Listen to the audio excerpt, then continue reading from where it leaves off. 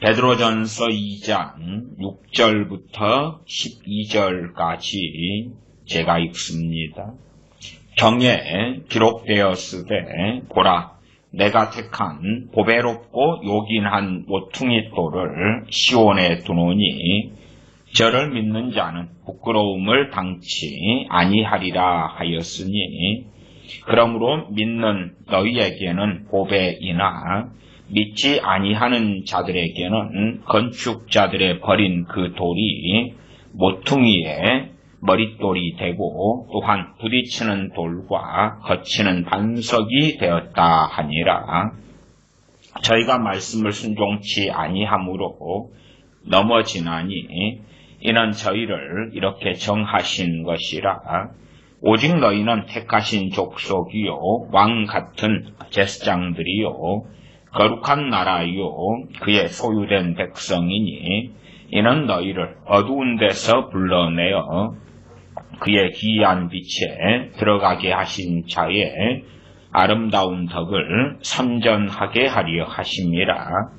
너희가 전에는 백성이 아니더니 이제는 하나님의 백성이요 전에는 긍휼을 얻지 못하였더니 이제는 긍휼을 얻은 자니라. 사랑하는 자들아 나그네와 행인 같은 너희를 권하노니 영혼을 거스려 싸우는 육체의 정욕을 제어하라. 너희가 이방인 중에서 행실을 선하게 가져 너희를 악행한다고 비방하는 자들로 하여금 너희 선한 일을 보고 권고하시는 날에 하나님께 영광을 돌리게 하려 합니다. 아멘.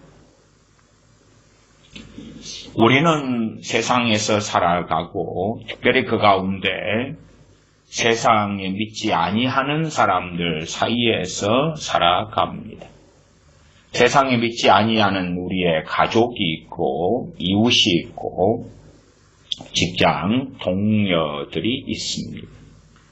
어떻게 우리 믿는 사람들이 살아갈 것이냐? 주님께서는 우리들에게 뱀처럼 지혜롭고 비둘기처럼 순결하라 말씀하셨습니다. 산상수훈에서는 우리에게 마태복음 5장 등에 너희는 세상의 소금이다, 세상의 빛이다 말씀하셨고 우리가 세상의 소금이고 빛이기 때문에 소금의 맛을 잃지 아니하고 또한 빛이기 때문에 그래서 켜진 등불처럼 높이 들려서 어두움을 밝히는 그러한 등불이 되어야 함을 말씀하셨습니다. 오늘은 어떤 주제냐 그러면 간증이라는 주제가 됩니다. 구체적인 간증의 어떤 사례들 이런 것을 가지고 이러한 간증이 옳은가 틀린가 하는 어떤 이 설교의 한편으로 명확한 그러한 답변을 제시하기는 어렵습니다. 천인천색 만인만색의 무수히 많은 경험들이 우리들에게 있기 때문에 그렇습니다. 그래서 어떠한 간증이 하나님께 영광이 될 것인가 또한 어떠한 간증이 하나님께 영광이 되지 않는가 또 살피셔야 되고 간증을 통하여서 내가 하나님의 영광을 도둑질하는가 아니면 참으로 하나님께 영광을 돌리는가도 살펴야 됩니다. 최소한 이제 간증하는 세태, 교회 간증하는 세태는 유행처럼 오랫동안 이어져 왔습니다. 물론 간증이라는 것이 정확하게 볼 때에 연예인 간증 집회, 유명인 간증 집회, 유명한 책을 쓴 사람을 불러서 혹은 어떤 선교사님들이 강단에 서서 주로 간증을 하시지요. 내 선교지에 무슨 일이 있었고 이러이러한 하나님의 은혜가 있었고 이러한 하나님의 은혜 속에서 교회가 성장했고 세워 전모라고 하는 간증 등을 합니다. 목사님들은 주로 강단에서 설교를 중심으로 하시고 어쩌다가 강단에 선교사님들을 세우면 간증을 중심으로, 말하자면 좋은 말로는 그렇습니다. 사역 보고 내가 이러이러한 사역을 했습니다. 그러나 이제 하나님께서 하셨습니다. 주님이 하셨습니다. 그렇게 약간은 간증인 것도 같고 아닌 것도 같은 그 형태도 실상은 포괄적으로 간증에 속하는 이야기가 됩니다. 전에도 간증에 대하여 또한 최근에도 무슨 출판 감사 예배, 취임 감사 예배라든지 그런 것들이 있지요. 그러한 것들이 오랫동안 유행해 왔다고 말씀을 드렸습니다. 실상은 한 걸음 나아가면 그것도 간증의 유형에 들어갑니다. A라는 어떤 목사님이 설교집을 냈다고 합시다. 그 다음에 하나님께 출판 감사 예배를 지인들과 혹은 교우들과 모여서 드립니다. 그러면 그렇게 출판 감사 예배를 드리면서 어떤 일이 되어져 버리고 맙니까? 인을 쳐버리는 것입니다. 도장을 찍어버리는 것이죠. 어떤 도장이에요? 자기가 쓴 이 책은, 자기가 설교집을 낸 그 설교나 혹은 성경 해석은 옳다고 인을 쳐버리는 것입니다. 출판을 하면서 뭐라고 이야기합니까? 평이하게는 주님이 하셨습니다. 하나님이 하셨습니다. 그러므로 전능하신 성삼위 하나님께 영광을 돌려드립니다. 그리고 박수를 치면서 하나님을 찬양하는 것처럼 그렇게 출판 감사 예배를 드립니다. 주님이 하셨습니다. 그러면 그 주님이 하셨다면 소위 말하면 어느 목사님이 쓴 책은 성경과 방불해야 될 것입니다. 아니, 그까지는 기대하지 당연히 못하겠지요. 많은 성령님의 이끄심과 역사심 속에서 성경이 바르게 설명되고 가르쳐져야 마땅하겠지요. 그런데 실상은 그러한 상당한 책들, 상당한 출판 감사 예배를 드리는 그러한 책들을 볼 때에, 그럴 때에 성경 해석에 잘못된 것이 너무 많다. 또한 심지어 출판한 책을 통해서 사실은 하나님께 영광을 돌림보다 자기 PR을 한다. 자기 PR. 자기 PR의 시대입니다. 자기 PR. 아니면 교회 PR. 저는 전도 세미나 등에 여러 차례 다녔고 목회하면서 교우분들과 함께 전도 세미나도 찾아가고 그랬습니다. 그 전도 세미나에서 핵심적인 가르침 중에 하나가 뭐냐 하면 목사님 PR, 교회 PR을 하라는 것이더라고요. 목사님 자랑을 해라 그 말이에요. 아이고, 우리 교회 오세요. 우리 목사님은 얼마나 핸섬하고 신령하고 사랑이 많고 인자하고 등등등. 그 다음에 우리 교회는 얼마나 형제 교인들 간에 섬김이 있고 사랑이 있고 위로가 있고 격려가 있고 아름다운 교제가 있고 섬김이 있고. 교회 자랑. 아이고, 이 교회는 하나님이 세웠습니다. 하나님께서요. 그래서 최근 코로나를 통하여서 얼마나 작은 미자립 교회들이나 작은 교회들이 문을 닫았는가, 문을 무너졌는가 하는 이야기도 드렸지요. 그런 교회들의 태반도 그렇습니다. 교회를 설립할 때에 자신의 교우들과 아는 지인들을 부르고 그 다음에 가족이 있으면 초청할 거 아닙니까? 안 믿는 가족들, 불신 가족들을 초청합니다. 그 다음에 이제 그 교회의 설립이 누구로부터 왔다 그럽니까? 주님으로부터 왔다고 설립한 목회자가 이야기하고 선언을 합니다. 그게 또 포괄적으로 간증에 들어가지. 이 교회를 주님이 세우셨습니다. 그리고 그 다음에 승승장구하고 잘 되고 소위 목회 성공할 걸로 기대하였지요. 그러나 상당한 교회들이 문을 닫았다 그 말이에요. 그러면 안 믿는 불신 가족이 이제 자기 형제 중에 하나가 교회를 개척해가지고 그 초청을 받고 그다음 아는 목사님들 부르고 함께 예배드리면서 주님께서 이 교회를 세우게 하셨습니다. 그리고 이제 간증이에요. 그게 간증. 간증에 정말 많은 형태가 있습니다. 주님이 하셨습니다. 하나님이 하셨습니다. 영광 돌려드립니다.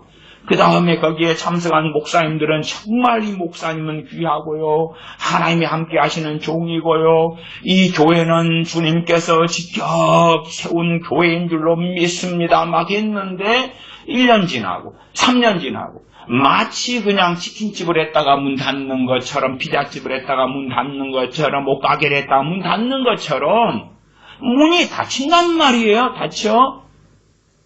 그것을 이제 어느 A라는 목사님의 가족들, 안 믿는 가족들, 믿는 사람이라면 그냥 누워서 침 뱉기니까 어떻게 말을 못하지요. 대강 넘어가는 거예요. 그 교회 문 닫은 목사님의 주님이나 내 주님이 같은 주님인데 누워서 침 뱉기지요. 우리끼리는 사바사바하고 넘어간단 말이에요. 근데 안 믿는 사람들은 어떻게 하겠냐? 그럼 안 믿는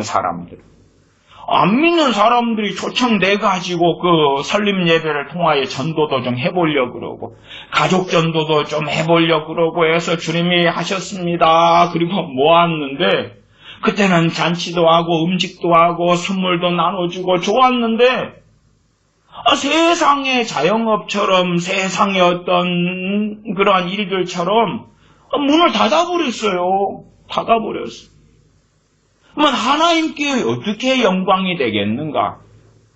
그런 것도 어떤 면에서 PR이에요. PR. 교회 PR.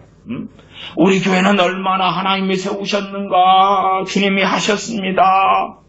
그런데 그 다음에 까놓고 보면 무슨 일이 생기는가?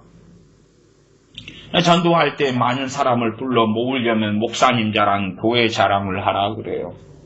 목사님 자랑, 교회 자랑. PR이거든, 자기 PR. 어느 이제 교회 애들이 그러합니다. 어느 교회들은 간증을 만들어내려고 애를 씁니다. 우리나라 유명한 목사님들도 그렇습니다. 그 유명한 그 목사님들, 누구누구 그냥 다 아셔요. 우리나라 유명한 많은 목사님들이 그렇습니다. 유튜브도 그렇고, 뭣도 그렇고.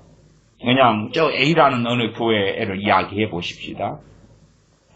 그냥 다 대한민국의 한 잘 되고 성공하는 10교회 중에 하나에 들어가니까 A라는 유명한 어느 교회. 그 교회 같은 경우는 계속하여 목사님이 교인들을 종용합니다. 무엇을 하라고 종용하냐 그러면 간증을 하라고 종용합니다. 간증을 하라고. 예를 들어 24시간 동안 주님과 동행하는 글쓰기를 시킵니다. 그리고 간증을 하라 그럽니다. 근데 교인들이 이제 목사님이 시킨 대로 24시간 동안 막 쓰고 24시간 동안 동행한다는 간증을 막 하는데 그 간증한 사람들이 간증할 사람들이 없어져 버렸어요. 그러니까 어느 때 그 유명한 어느 목사님이 막 성기를 내셨어요. 왜 간증을 안 하냐고. 응?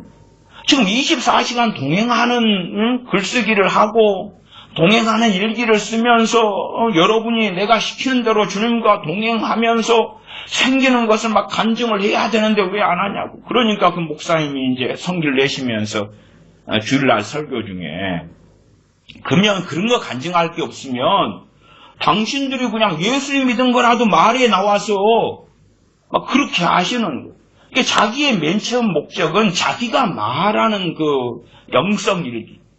그것을 통하여서 막 놀라운 변화가 나타나고 주님과 동행하고 역사가 나타나고 간증해라 이거요. 근데 간증자가 끊어지는 거예요.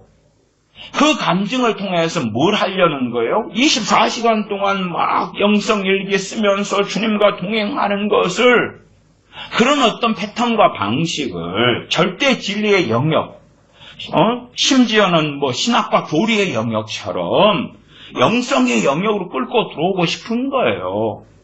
그렇게 하려는데 교인들이 간증을 안 해. 왜? 교인들도 양심이 있을 거 아니에요. 일조일석에 그냥 주님과 동행이 되냐 그 말이에요. 안 그러니까. 할 말이 없으니까 몇 명 이제 목사님의 충성파들이 일어나가지고 막 썰을 좀 풀다가 그러다가 그래도 어떤 사람은 썰을 풀 수 있어요? 맥락과 상관없이 성령 충만한 사람들은 성령 충만한 삶 속에 살잖아요. 소수의 사람들은 간증할 수가 있겠죠. 사실은 성령 충만한 사람들도요, 간증을 한 다음에는 은혜를 많은 경우 잃어버립니다. 성령 충만한 사람이 앞에서 간증을 하잖아요. 잃어버려요. 왜? 성령 충만한 간증을 했는데 왜 하나님께서 영광을 받으시기보다도 사실상 하나님께서 은혜를 거둬버리시고 마귀의 공격도 많아지냐? 실제로 그러합니다. 상당한 경우에. 저는 절대적인 이야기를 하고 있는 것은 아닙니다. 그러나 상당한 경우에 성령 충만한 사람이 성령 충만에 대하여 간증을 해요. 자기가 얼마나 은혜 속에 살고 눈물 흘리고 막 간증하다가 그것이 잠깐의 사사로운 이야기면 그럭저럭 큰 문제는 없을 겁니다만은 공적으로 교회적으로 앞에 서가지고 간증을 했다. 그러면 거기에서 말이 아다르고 어다른 건데 거기에서 유감스럽게 어떤 이들은 하나님의 영광을 돌라먹어버려. 하나님의 영광을 도둑질해버려. 물론 상당한 사람은 자신은 그런 의도가 없지요. 의도가 없지요. 저 개인적으로도요. 어느 이제 성령 충만을 받고 성령 충만했고 막 이런 여러 반복적으로 성령 충만 받는 일들이 있어 올 것 아닙니까? 그 중에서 어떨 때는 성령 충만한 가운데 제가 이제 설교를 했어요. 설교를 하다가 그런 이야기가 나왔어요. 나왔는데 그 다음에 설교가 끝났잖아요. 제가 그때 어느 교회에서 새벽 예배를 인도했어요. 91년도인데 성령 충만한 가운데 그 관련된 이야기 하나님의 영광을 도둑질하기보다도 그 새벽 기도회 때에 참여하는 교우분들이 제가 증언하는 그 은혜로운 경험과 체험과 말씀의 은혜 등등을 듣고 동일한 은혜 속에 들기를 원했어요. 근데 문제는 참여하는 분들은 어쨌는지 몰라도 제 자신은 그렇게 새벽에 강단에서 설교하고 91년이니까 벌써 31년이 전의 이야기네요. 근데 그런 다음에 하나님 은혜가 쑥쑥 빠지고 사라져 버리는 거예요. 도대체 이게 뭔 일인가? 뭔 일인가? 상당한 시간 동안에는 그 원인이나 이유를 제가 잘 파악하지는 못했어요. 알지 못했어요. 내가 정말 이렇게 은혜 속에 살고 이렇게 은혜 받아가지고 성령 충만하게 사는 것을 이야기했는데 근데 왜 이리 됐지? 잘 이해를 못했어요. 어쨌든 우리는 의도가 하나님의 영광을 돌라먹으려는 의도를 가진 사람은 거의 없겠죠. 누가 정말 양심 있는 크리스천이 그렇습니까? 우리의 의도는 하나님께 영광을 돌리고 싶은 의도인 거예요. 내 의도가 바르다 해서 결과가 좋은 건 절대 아닙니다. 아니 어떤 부모가 자신의 자식들을 망치고 싶겠냐 그 말이에요. 자신의 자식들을 망치고 싶은 정말로 극악한 악한 부모는 극소수에 존재하고 그런 부모들은 뉴스에도 종종 나옵니다만은 일반적인 정상적인 부모들이야 자신의 자식들이 참 바르고 잘 되기를 다 원해서 하는 것입니다. 그러나 그렇다 해서 그 결과가 다 좋지 않아요. 의도가 선하다 해서 그런다 해서 그 행하는 내용과 알맹이까지도 다 같이 바르게 연결되어져야 되지. 내 의도와 뜻만 선하다 해서 바른 것이 아니에요. 목사님들이 그러하잖아요. 강단에 서서 의도는 대부분 목사님들이 선하실 겁니다. 교인들이 말씀 안에 서면 좋겠고 주님을 더 사랑하면 좋겠고 말씀대로 살기를 원하고 깨어있기를 원하고 주님과 동행하기를 원하고 그런 의도인데 그 의도라고 해서 말씀이 바르게 해석되고 바르게 가르쳐지고 바르게 전파되느냐? 전혀 안 그렇습니다. 바르게 전해야 되는 거죠. 자기의 의도만, 자기의 뜻만 바르다고 거기에 하나님께서 오케이, 너 의도가 바르기 때문에 내가 다 보증해주고 보장해주고 이끌어주고 인도해주고 도와주고 1.1획도 문제가 없게 해주마. 그렇게 되는 게 아니다 그 말입니다. 그래서 그 A라는 교회만이 아니라 뭐 유명한 B, C, D, E, F 목사님들이 있어요. 유튜브에도 그렇습니다. 유튜브에 그 유명한 목사님들의 설교가 막 업로드되고 올라가면 밑에다가 뭘 적어놓냐 하면 간증을 보내달라고. 여러분이 이 설교를 듣고 경험한 간증, 변화된 간증 그것을 댓글에 달아주시거나 올려주시거나 메일로 보내달라고. 뭐 그런 이야기도 해요. 왜요? 그렇게 함으로써 얼마나 이 말씀이 옳고 바르고 놀라운가 하는 것을 증언하고 싶은 거지요. 제가 아는 어떤 목사님들은 그런 패턴을 가지시는 분들이 계셔요. 주일날 오후나 과거에는 주일 밤이나 오후나 이때 되면 교인들을 세워서 간증을 시키셨어요. 근데 간증도 이제 뭐 여러 종류입니다. 근데 한 목사님은요 주일날 오후에 주로 그러셨는데 오후 되면 교인들로 하여금 지난주 주일날 설교 듣고 내 삶이 어떻게 바뀌었는가 어떻게 은혜 받았는가 그걸 간증을 시켰어요. 교인들 돌아가면서. 그러니까 지난주 주일날 설교를 듣고 내가 은혜를 받아가지고 어떠한 아름다운 삶이 전개되었는가를 그 다음 주에 주일날 오후에 돌아가면서 간증을 시켰어요. 그 다음에 이제 어떤 목사님, 저하고 친한 목사님이셔서, 그분이 이제 그 삶의 방식이 교회 부흥에 너무나 효과적이더라. 왜? 목사님이 설교 PR이 되니까. 근데 그분은 좋은 뜻, 좋은 마음이고 확신을 가지고 계셨어요. 지금도 수십 년 지나서 그러고 계실지 안 그러실지는 제가 모르겠어요. 근데 어쨌든 그분은 과거에 계속하여 주일날 오후 되면 자신의 지난주 설교를 가지고 간증을 시켰어요, 교인들을. 자신의 설교에 대한 어떤 확신이 있으셨기 때문에 그렇겠지요. 자신의 설교에 대한 어떤 담대함과 확신이 있어가지고, 본인은 자기 설교에 대한 굉장한 그 확신이 있으셨거든요. 그래도 유튜브에는 설교를 제가 지금도 확인할 때 한 편도 올리시지는 않았습니다. 한 편도 올린 경우는 지금까지 없는데, 이제 은퇴 지금 곧 올해 하셨나? 올해 해야 되나? 모르겠어요. 올해, 내년, 작년인가. 그런데 한 편도 유튜브에는 설교는 없습니다만은 자신의 설교에 대한 굉장한 프라이드와 굉장한 자부심을 가졌어요. 그리고 교인들로 하여금 계속 간증을 시키는 거예요. 그러한 결과가 어떠한 결과가 나올 것이냐 할 때 저는 별로 선치 못하다. 또 규모가 큰 또 어느 교회가 있어요. 어느 교회는 어느 이제 전도 시즌이 되면 교인들로 하여금 간증을 시킵니다. 교회가 크니까. 그러니까 이제 매년 간증자를 뽑아요. 그래서 간증을 5분 간증 이런 것을 하면서 원고를 다 써가지고 내게 하고 그 다음에 원고를 검열한 다음에 고칠 건 이리 고치고 저리 고치고 해가지고 자기가 쓴 원고를 이제 강단 같은데 혹은 소강단에 서가지고 큰 교회니까 읽게 해요. 읽게 해요.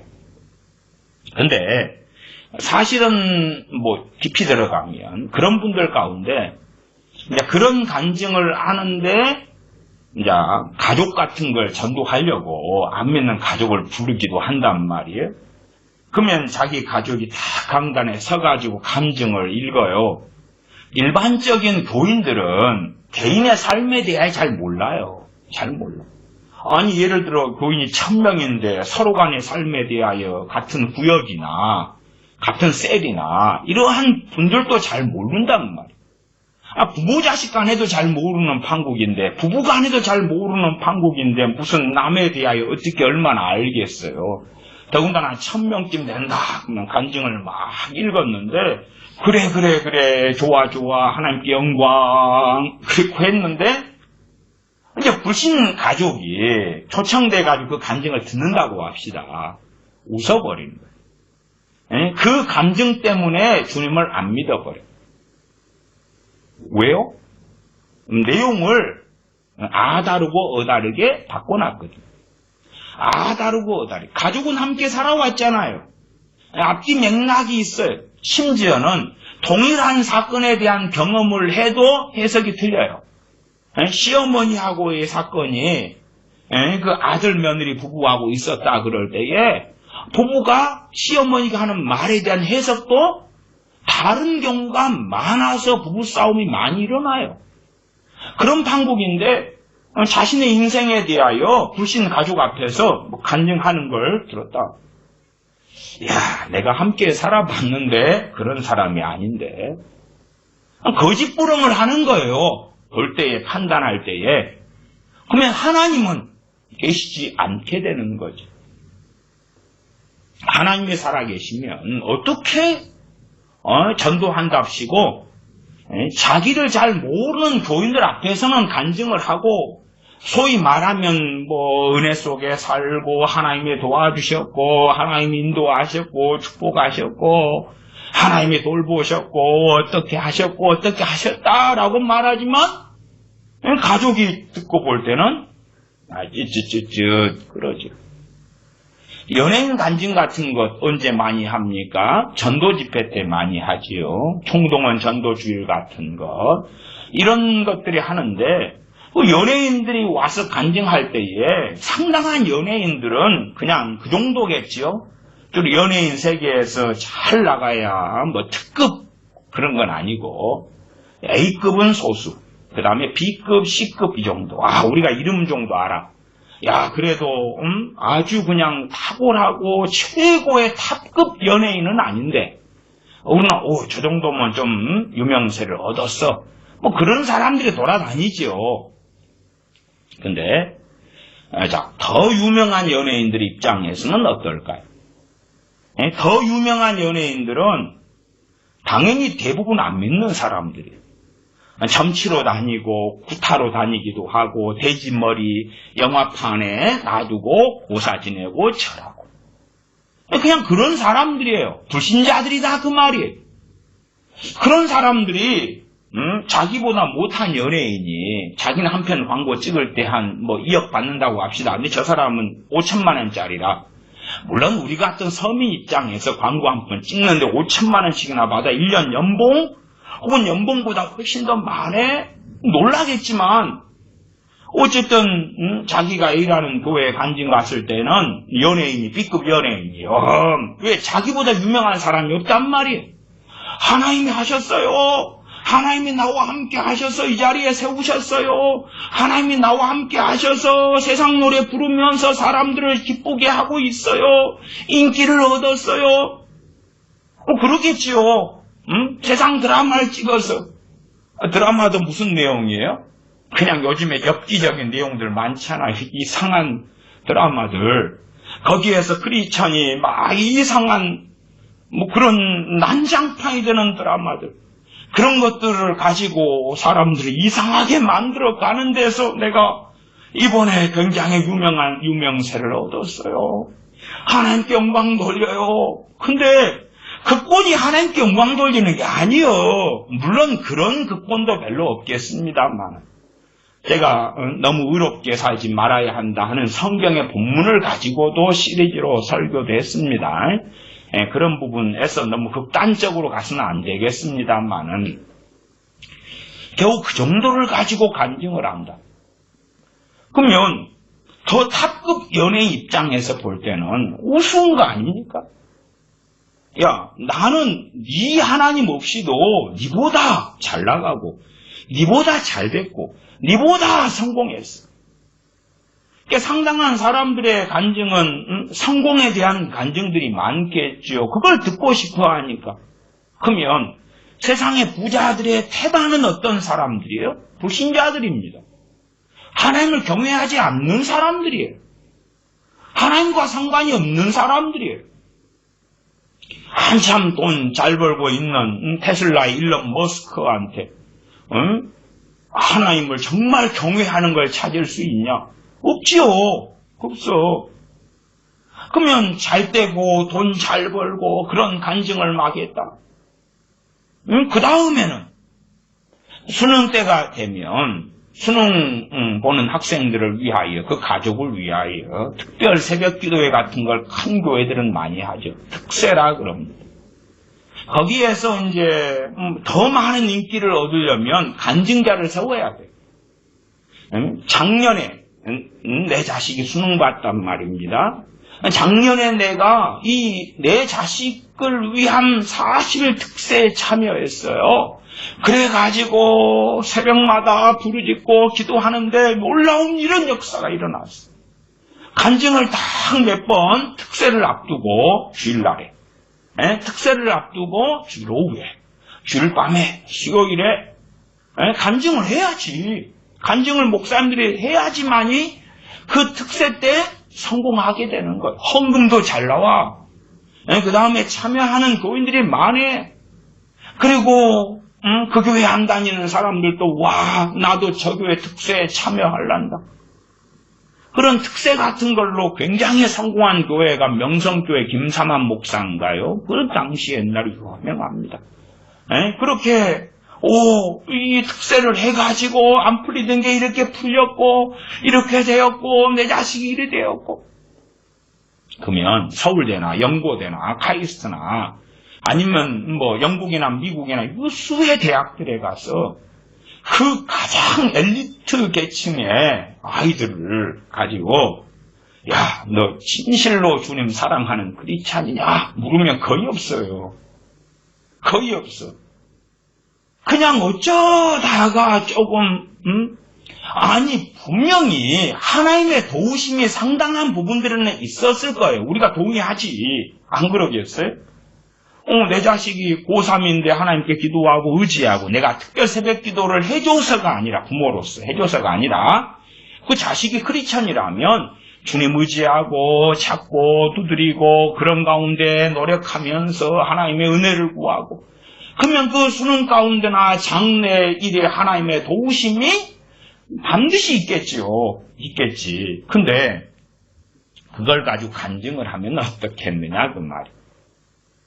그러면 그 친구의 같은 반 친구들 야, 너는 네 하나님 의지에서 예를 들어 성적이라고 합시다. 어이고 그냥 요즘 학생 수가 적잖아요. 한 30명이라고 합시다. 30명인데 나 20등 했는데 기도하고 하나님 잡고 의지하면서 10등까지 올라갔어. 10명을 제쳤어. 하나님께 영광 그랬는데 전교 1등, 2등, 3등 애들이 안 믿는 애들이요. 걔들이 다 듣고 아이고 야 그래서 하나님이 안 계신 거야. 아니 이 식으로 한다고면 네 하나님이 계시면 네가 30명 중에서 그것도 반에서 20등 해가지고 반에 10등이 되는 게 아니고 전교 1등에 나를 제치고 네가 1등을 해야지. 그래야지 네 하나님이 계신 거 아니겠어? 물론 아니 20등 하던 애가 기도하고 의지하고 노력하고 공부해가지고 10등을 더 반에서 올렸어요. 하나님께 영광 그러지만 그게 진실로 하나님의 은혜가 있었다고 합시다. 저도 그런 경험들이 많으니까. 그러나 그것을 가지고 내 입에서 간증을 한다? 간증이라는 뭐 형식을 취하든 그렇지 않든지 간에 그런 하나님께서 하셨습니다. 주님이 하셨습니다 하고 튀어나올 때부터는 그런 상황이라면 대부분이 문제를 일으켜요. 대부분이 문제를 일으켜요. 그냥 전교 1등이 그 같은 크리스찬 반에 20등 하는 애와 함께 1년을 살 거 아니에요. 한 반에서. 산다고 칩시다. 살아요. 걔가 노력하고 애쓰고 크리스찬으로서 하는 걸 보겠지. 왜냐하면 밥 먹을 때 기도하잖아. 크리스천이잖아요. 밥 먹을 때 기도해. 그냥 밥 먹을 때 우리가 다 믿는 사람들이라면 더 짧게 할 수 있고 그렇게 할 수 있겠습니다만은 안 믿는 사람이 있을 때는 이거 정말로 식사기도가 골치 아픈 것입니다. 왜냐하면 내가 주님의 얼굴에 먹칠하고 있는 사람이면 내가 믿는다는 것을 숨겨야 될 수 있어요. 턱이 안 되니까. 그런데 내가 정말로 주님을 사랑하며 경외하고 살면 내가 정말로 하나님을 사랑하기 때문에 이 음식 앞에서도 하나님께 감사할 수밖에 없다고. 그리고 누구라도 볼 때에 제 음식 앞에서 하나님께 기도하는구나 보여줘야 되니까 눈을 하면 기도를 한척 하고 바로 눈 뜨는 그런 건 안 되겠지요. 충분히 20초든 30초든 진지하게 음식 앞에서 기도하는 것을 보여줘야 되겠지. 근데 그걸 보여줄 때에 그것도 한편에 어떤 그리스도의 향기를 바라는 것에 들어가는데 내가 개떡 같은 삶을 살면 그게 복잡한 거예요. 그러니까 안 믿는 애들은 나보다 똑똑한 애들, IQ가 있는 애들, 잘 나가는 애들 나를 지켜보는 거예요. 지켜봐. 그런 애들하고 IQ가 안 되는데 하나님 기회를 주시면 세상 공부에서 1등 합니다. 그건 그쪽이 하나님의 은혜의 영역이 아니에요. 아니요. 공부를 안 도와주신다는 건 아닌데 그렇게 기도를 좀 했더니 IQ가 100에서 150이 되고 아인슈타인 IQ가 나오고 안 그래요. 그건 그렇지 않아요. 1년 동안에 세상 아이들이 함께 살면서 얘가 크리스찬인데 어떻게 살아가는가? 얘가 크리스찬인데 어떤 덕성을 가지고 어떤 성품을 가지고 어떤 인내를 가지고 어떤 사랑을 가지고 어떤 하나님을 경외함을 가지고 사는가를 볼 거 아니에요. 근데 그것을 알랑하게 반에서 정교도 아니고 반에서 10등 올라갔다고 하나님께 영광 돌립니다. 그리고 간증한다고 해보세요. 입에서 나오는 순간부터 그냥 조롱을 받아요. 물론 자기 가족의 세계에서는 이제 가족의 세계에서 가족이 또 믿고 아이고 노력해서요. 근데 예를 들어서 안 믿는 아버지가 있다고 합시다. 근데 안 믿는 아버지가 서울대 출신이에요. 자기 자식하고 자기 마누라는 예수님 믿어요. 자기 자식이 반에서 20등 하다가 반에서 10등으로 올랐었어. 근데 서울대 출신이면요. 전교 1등은 맨날 심심하면 했던 거거든. 반에 1등은 안 하면 안 됐던 거거든. 저 종자는 어디서 나온 종자인가? 아니 반에서 10등 석차를 올렸다고 간증하는 이야기를 안 믿는 서울대 출신의 아버지가 듣고 어떻게 하겠어요? 하나님께 영광이 되겠어요? 웃는 거예요. 웃어 비웃어. 하나님이 안 계시다고 결론을 내린단 말이에요. 그걸 듣고 물론 겉으로는 아이고 내 자식 고생했다 그러지만은 네 머리는 엄마 닮았지 내 닮은 것은 아니다. 야 참 네 하나님은 쪼잔하구나. 하나님이 관여했다면 반에서 10등에 올라가는 게 아니고 전교 1등 아니면 전국 석차가 나와버려야지. 무슨 아이고 네 하나님은 정말 쪼잔하구만. 야 난 아빠는 서울대 출신인데 속으로는 그럴 거 아니에요? 하나님 도움 없이도 야 나 전교 1등 빵빵빵빵 반 1등 한참 하고 그리고 잘 나갔어. 전에 목회하던 교회에서 그런 일이 있었어요. 이제 들어보니까 반에 1등짜리가 막 어느 때 우울더래요. 수학시험인가 보고 난 다음에 우울더래. 울어서 이제 시험 망쳤는 모양이다. 그리고 교회 아이가 왜 그래? 그랬더니 문제가 하나인가 틀렸대. 하나인가 뭐 틀렸대. 막 울더래. 그래서 우리 교회 아이가 그랬대요. 야 나는 너는 예를 들어서 100점 만점에 이제 97점 맞았다고 우는 거예요. 야, 나 이번에 그 수학 점수 30점밖에 못 맞았는데, 그럼 나 안 울잖아. 그리고 위로를 했는데, 그 안 믿는 100점 항상 맞다가, 한 문제 틀려 서로 우는 애가 어떻게 생각했겠냐고 말이야. 참다. 그러니까 그 아이 입장에서는 한 문제 틀린 게 너무나 충격적인 사건이 안 믿는 그 아이의 입장에서는 믿는 나는 그냥 아이고 이 정도면 그럭저럭 한 50점 수학점수 나왔으면 괜찮은 것 같아. 그냥 그런 삶을 사니까 그렇지만은 그게 간증으로 나오면 어떻게 하겠어요? 간증으로 나오면 거기에 하나님을 끌고 들어가면 정말 슬픈 거예요. 안 믿는 사람이나 나를 잘 모르는 사람, 나를 잘 모르는 사람한테는 간증이랍시고 막 할 수 있는데 나를 아는 사람이 내 간증을 들으면 어떻게 할 거예요? 저는 그래도 상당한 경우에 치유 간증은 좋다고 말씀을 드려왔어요. 치유 간증. 물론 이상한 치유 간증을 가지고 현혹하고 하라고 조장하는 그 단체들도 있어요. 치유 유명한 단체로서 있는 어느 단체 같은 경우는 그 사이트의 게시판에 들어가면 사람들이 이제 치유 간증을 막 올려요. 치유 간증이 많이 올려져 있어요. 저도 그 게시판을 사이트로 가서 확인도 하고 그랬는데, 근데 가만히 살펴보면요, 예를 들어 A라는 사람이 7년 전에도 치유 간증을 올렸어요. 5년 전에도 올렸어요. 3년 전에도 올렸어요. 근데 당연히 지금 고쳐지지 않은 상태예요. 이게 말하자면 믿음으로 선포해버리라 그런 가르침이 거기에 팽배한 거예요. 안 고쳐졌는데 고쳐졌다고 선언하고 고쳐졌다고 간증하라네. 그러니까 고쳐졌다고 앞에 서가지고 안 고쳐졌는데 소위 그걸 믿음이라고 하는 거예요. 믿음으로 간증한다고 간증한대요. 믿음으로 먼저 하래. 그러면 고쳐진다고. 믿음으로 치료가 되는 거예요. 그 다음에 간증하는 거지. 응? 믿음으로 고쳐진 다음에 간증하는 거지. 믿음으로 고쳐질 걸 믿고 간증하는 게 어딨어? 안 고쳐졌는데.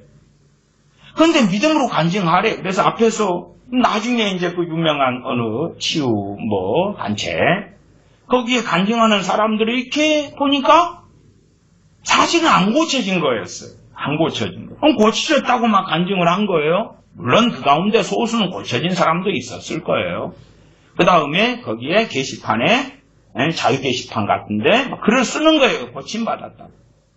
나중에 보니까 고쳐진 게 아니에요. 믿음으로 단체의 간사들이나 또 지도자가 암흑의 지도자가 하라는 거예요. 믿음으로. 믿음을 중요시 여겨. 어떤 믿음요? 이상한 비성경적인 막무가내 믿음인 거예요. 믿음으로 선포하래. 믿음으로 선언하래. 근데 안 고쳐지지. 왜? 그건 자기의 어떤 정신적인 그렇게 되었으면 좋겠다는 바람이지. 바람하고 믿음은 다른 거잖아요. 다른 거. 간증을 하려면 진짜 고쳐진 다음에 하라 그 말이에요. 또 이게 어떤 질병은 마귀병이라고 하는 병들이 있어요. 그래서 마귀병은요, 오늘 좋아졌다가 내일 또 안 좋아져.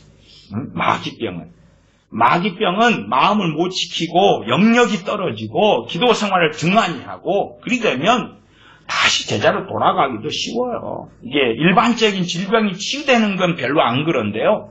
그것도 증상을 먹는 거 조심하라 그랬죠. 근데 일반 질병보다도 마귀병, 마귀 역사와 관여된 병들이 있어요. 그런 병들은 많은 경우에 약이 효용이 없어요. 마귀병과 관련된 것은. 그러나 이제 마귀병 관련된 것은 오늘 아팠다가 기도받으면 좋아졌다가 그다가 또 3일 뒤에 또 아팠다가 기도받으면 좋아졌다가 또 일주일 뒤에 아팠다가 기도하면 좋아졌다가 마귀병이거든요. 마귀병은 그래요. 그럼 마귀병으로 인해서 마귀 공격으로 인해서 몸이 안 좋아지는 건데 치유 간증을 한다고 합시다. 거짓말은 아니지 체험상. 근데 자기 영역이 없어. 영적인 파워 힘이 없는 거예요. 그러니까 맨날 귀신이 마음으로 생각으로 감정으로 공격하면 다 받아 먹어버려. 다 받아 먹어. 아이들이 그렇잖아요. 아이들이 마음을 지켜요, 못 지켜요? 못 지켜. 이게 성숙하지가 않아가지고 아이들은 그냥 작은 것 듣고 작은 것에 울고 돈 1,000원짜리가 있다고 합시다. 아이들한테 1,000원짜리를 막 놀다가 그냥 아빠 차를 딱 타고 가는데 창문을 열었는데 1,000원짜리 박통 날아가 버렸어. 도로에서. 1,000원짜리 잃었잖아요. 울겠지. 어른은 안 그래죠. 그까이 그 1,000원쯤이야 그러겠지만 아이들은 그런 것처럼 이 정말로 영역이 약하면 어린아이 같은 이런 일이 뱃속 안에서 벌어진단 말이에요. 그리고 이제 오늘 좋아졌다가 내일 안 좋아지고 다시 모레 좋아졌다가 다시 또 안 좋아지고 계속 그래요. 간증한다고 칩시다. 일단은 안 믿는 사람 입장에서나 아니면 심지어 나보다 믿음이 연약한 사람들이 교회 안에 있을 거예요. 그러면 나보다 믿음이 연약한 사람들한테 간증을 해. 오늘 고쳐졌다고. 마치 마귀병 관련된 거. 마치 내일 다시 안 좋아져. 가고 기도받고 좋아져. 내일 다시 간증이. 저 집사님 저 권사님 이상하시네. 분명히 어제 안 좋아서 고쳐했다고 기도하고 혹은 기도받고 치유기도 받고 목사님의 치유기도 받고 좋아했다 간증했는데 또 고쳐졌대. 며칠 지난 다음에 또 간증하시는 거예요. 이상하다. 맨날 병이 생기나. 그런 양반들의 간증은 주님의 은혜로 고쳐진 건 맞는데 자꾸만 마귀병, 마귀업사를 끌고 들어오고 자기 영역이 없어요. 기도의 파워가 없고 믿음의 역사가 없는 거니까 막 물밀듯이 생각에 감정에 막 별 난장판이 되는 거예요. 그냥 돗대기 시장이라 그래요. 뱃속이. 그래 되니까 마귀병은 계속 재발하고 나타나고 오고 마귀업사는 와서 신체에, 감정에, 생각에, 머리에, 두통에 별게 다 나타나겠지요. 그러니까 그런 것에 대해서 주님의 이름으로 자유케 되었을 때에 언제 동안요? 잠깐 동안. 자기가 못 지켜. 자기가 싸우지를 못해. 믿음을 굳게 하여 저를 대적하라, 마귀를 대적하라 했는데 자기 믿음이 아니라 사역자, 치우기도 해주는 사역자의 믿음으로 그냥 어거지로 어떻게 했다고 칩시다. 그래서 이제 자기 입으로 도장 찍는 것처럼 주님이 하셨습니다. 하나님이 하셨습니다. 하면 자유케 될 것 같은데 그것은 절대 보증수표가 되지를 않지. 그러니까 그런 방식의 간증을 한다 그러면 답이 없어요. 심지어 자기 양심이 있으면 좀 창피하잖아요. 오늘 내가 고치셨다 그러놓고 내일 모레 다시 아프면 누구한테 어떻게 말을 하겠어요. 부끄러워서. 자기도 이제 말을 못해. 입에서 간증을 해버리고 나면. 이 마귀역사나 마귀병은요. 이게 빨리 처리되면 좋겠습니다만은 감스럽게 이 영역이 약한 사람들의 경우는 좀 길게 좋아졌다가 안 좋아졌다가 좋아졌다가 안 좋아졌다가 그렇게 가요. 이걸 입으로 간증을 해버리면 부끄러워서 도움을 받아야 될 때 도움을 받아요? 못 받아요? 못 받아 이게. 하나님이 하셨습니다는 마치 주님의 이름으로 마귀역사 물러갔어요. 자유케 되었어요. 근데 자기가 마음 못 지키면 도루묵이라.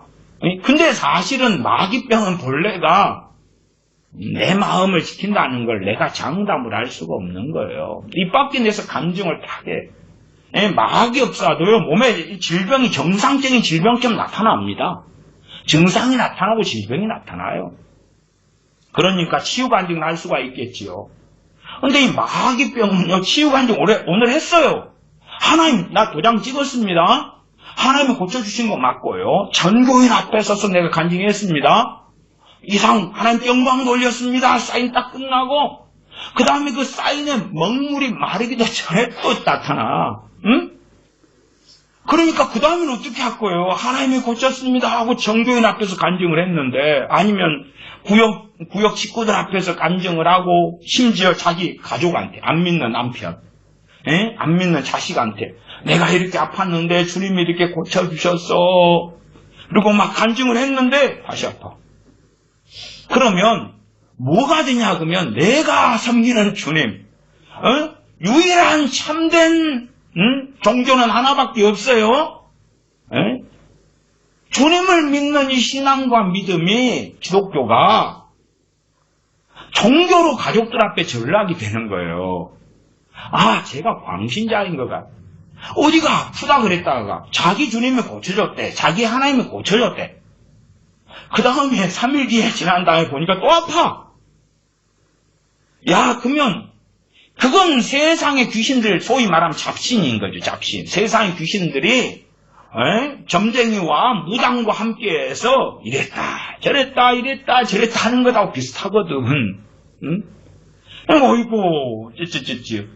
그러니까 자기가 가족의 구원의 문, 복음 전도의 문을 막아버리는 거예요. 뭘로? 간증으로.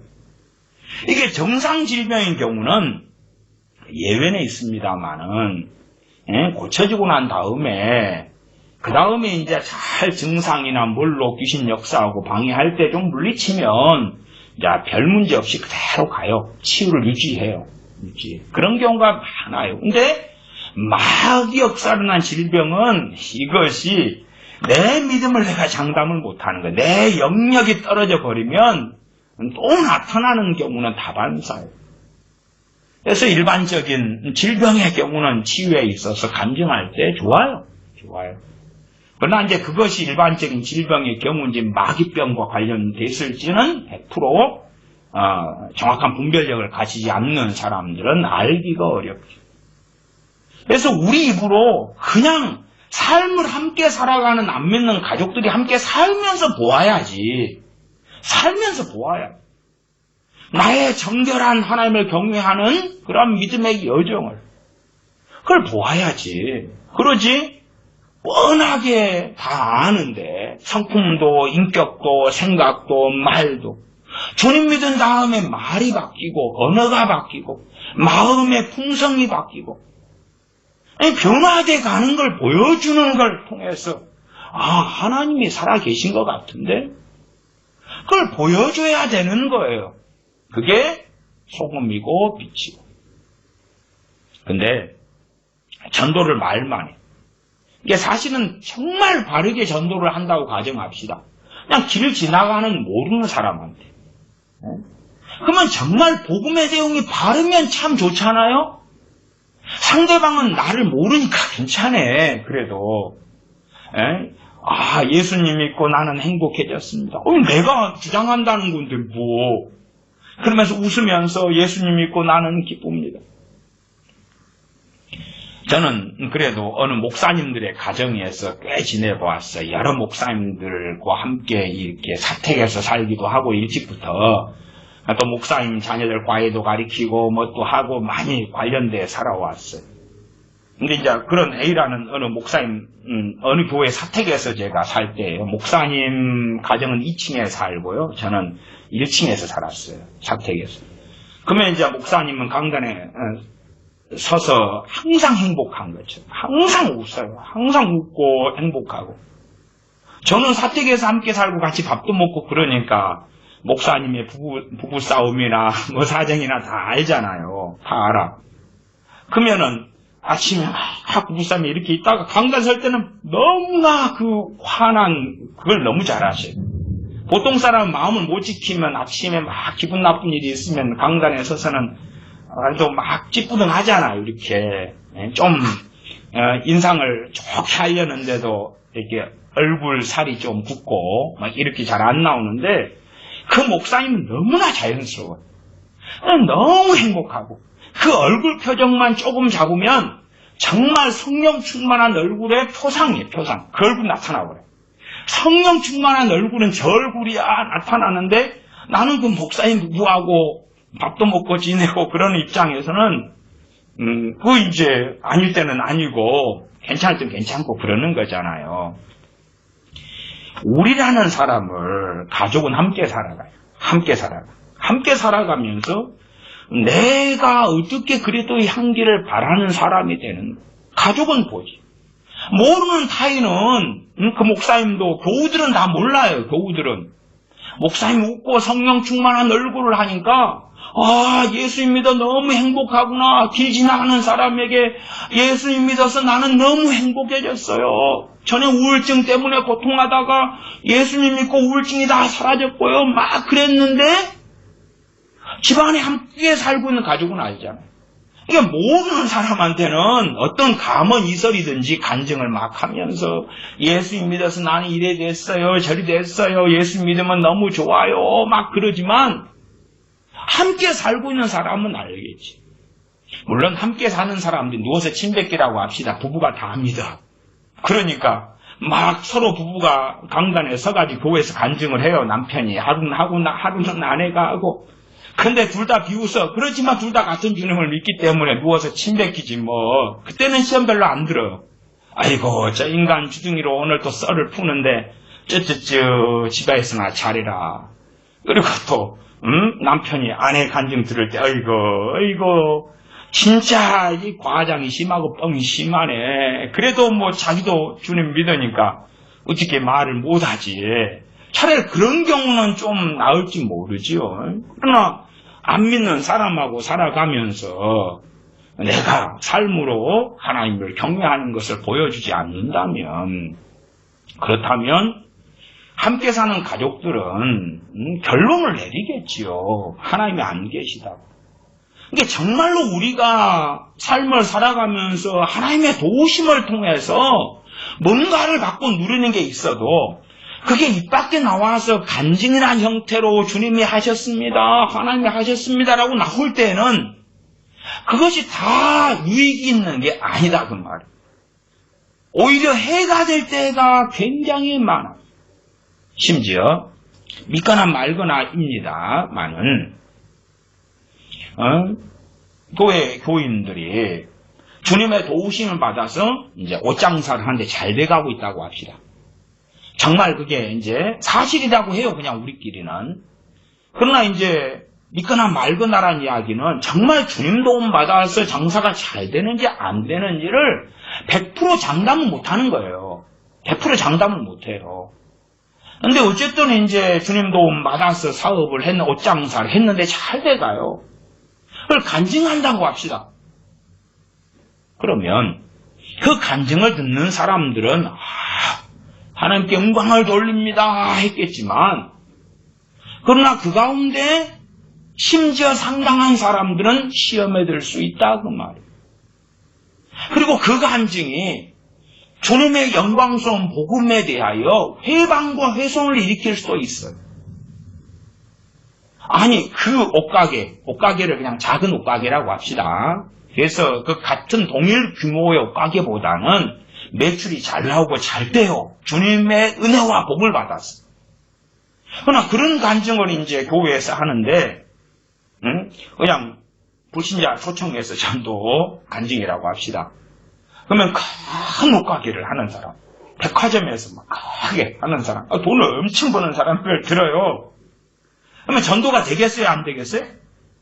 듣고 웃지. 야야, 참 구멍가게 중에서 네가 잘 되는데 나는 지금 하나님을 안 믿고 있는데 의류 사업을 하는데 참 저걸 참 하나님이 저 정도면은 아이고. 그럼 그런 식의 간증을 하려면 안 믿는 불신자가 의류 사업을 크게 하는 사람 입장에서 당신이 나보다 더 큰 의류 사업을 하고 나보다 더 큰 돈을 벌고 흑자를 내고 잘 되고 체인점을 막 내고 뭐 돼야지 이게. 그러면 나도 좀 믿어볼 거 아니야. 이게 복음을 뭘로 바꾸냐 그러면 성공주의 복음, 기복주의 복음으로 바꾸어내는 거예요. 복음을 변질시키는 거예요. 간증을 통해서. 물론 그분은요 사실이라고 칩시다. 정말 주님 도움심 받아가지고 의류가 잘 된 거예요. 옷가게가 잘 된 거예요. 하나님께 영광 돌립니다. 그랬다고 가정해요. 그냥 믿거나 말거나 하지만. 그러나 그것이 정말로 하나님께 영광이 되겠느냐? 나아가서 믿는 사람 가운데서도 다 때가 있어요. 범사의 때가 있고 기한이 있어요. 어떤 사람은 고난의 때라고 합시다. 연단의 때라고 합시다. 뭐 그런 사람이 어려움 속에서 한 끼니 먹고 살기 어려운 지경에 처한 사람이 그 간증을 들을 때요. 은혜가 되겠어요? 치유란 건 정상적인 치유면 치유 간증은 누구에게 도움이 돼요? 환자들. 믿음을 북돋아 일으킨단 말이에요. 혈루증 앓는 여인이 주님의 옷자락 만진 다음에 그것이 퍼져가니까요. 그 다음부터 다 주님의 옷자락 만지기를 구했어요. 뭐가 생기니까요? 믿음이 생기니까. 그 다음에 주님의 옷자락을 만진 사람은 다 나음을 얻었더라. 그렇게 말씀이 나와요. 그러니까 치유 간증은 상당한 경우에 도움이 돼요. 도움이 돼요.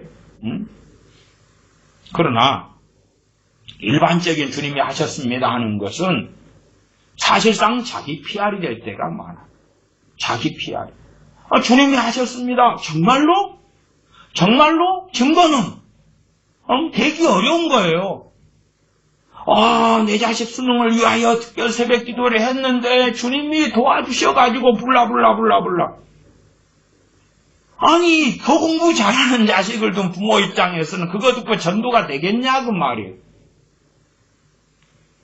그래서 우리의 간증들이요, 사실상은 하나님의 영광을, 내 의도는 그렇지 않다 할지라도 도둑질에 먹기도 하고, 아니면 자기 PR로 간증을 쓸 때가 있단 말이에요. 제가 앞에 말씀드린 것처럼 출판 감사 예배, 또 장로, 권사, 임직 감사 예배라고 합시다.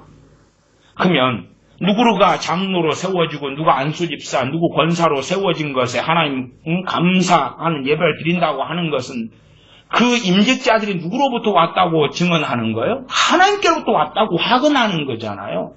그러나 사람이 자유민주주의 시스템에 의해서 주로 뽑잖아요. 교우들이 한 표씩 줘가지고 세례교인 이상이 해가지고 표 많이 받은 사람이 장로가 되고 안수집사가 되고 권사가 된 거예요. 자기 PR 잘하는 사람이.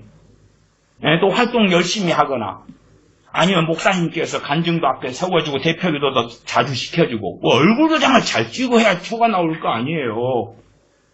그러지 그냥 사람 눈에도 뜨이지도 않는 봉사활동을 하면 누가 알겠어요.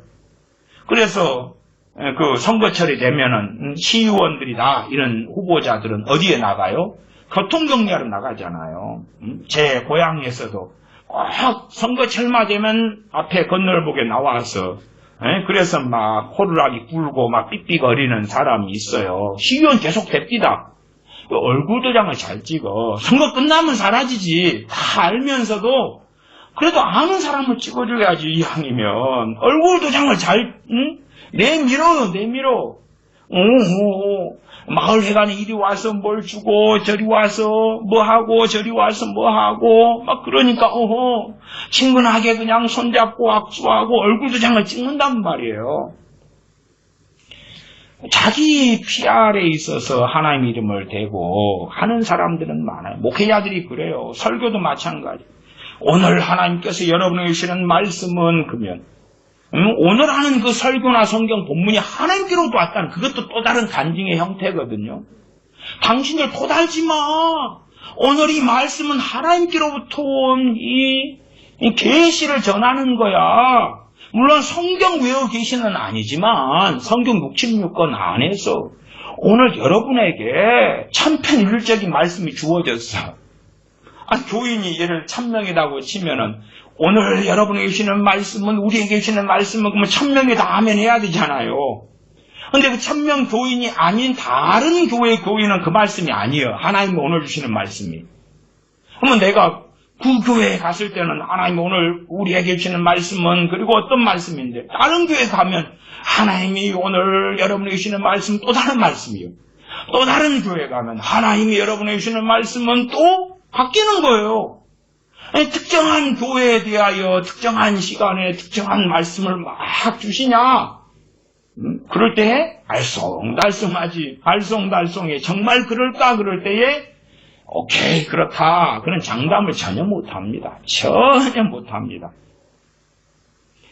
심지어는 우리가 말씀을 듣고 청종하는 것이 오늘 내가 지켜야 되는 말씀이 아닐 수도 있어요. 왜?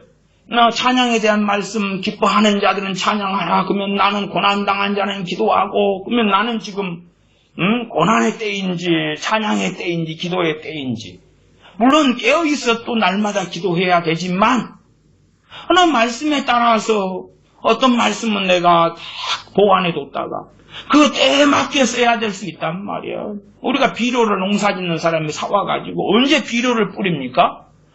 비료를 뿌릴 때에 뿌릴 거 아니에요. 씨앗을 사다가 모종을 사다가 언제 파종하고 언제 모종을 심습니까? 그 때에 맞게 하는 거예요. 때에 맞게. 그런 것처럼 때가 있는 거예요, 때가. 말씀을 아무 때나 끌고 와서 바로 적용. 그렇게 되는 사람들은요, 성경을 많이 읽고요, 설교를 많이 들을수록 복잡해져요. 왜 복잡해져요?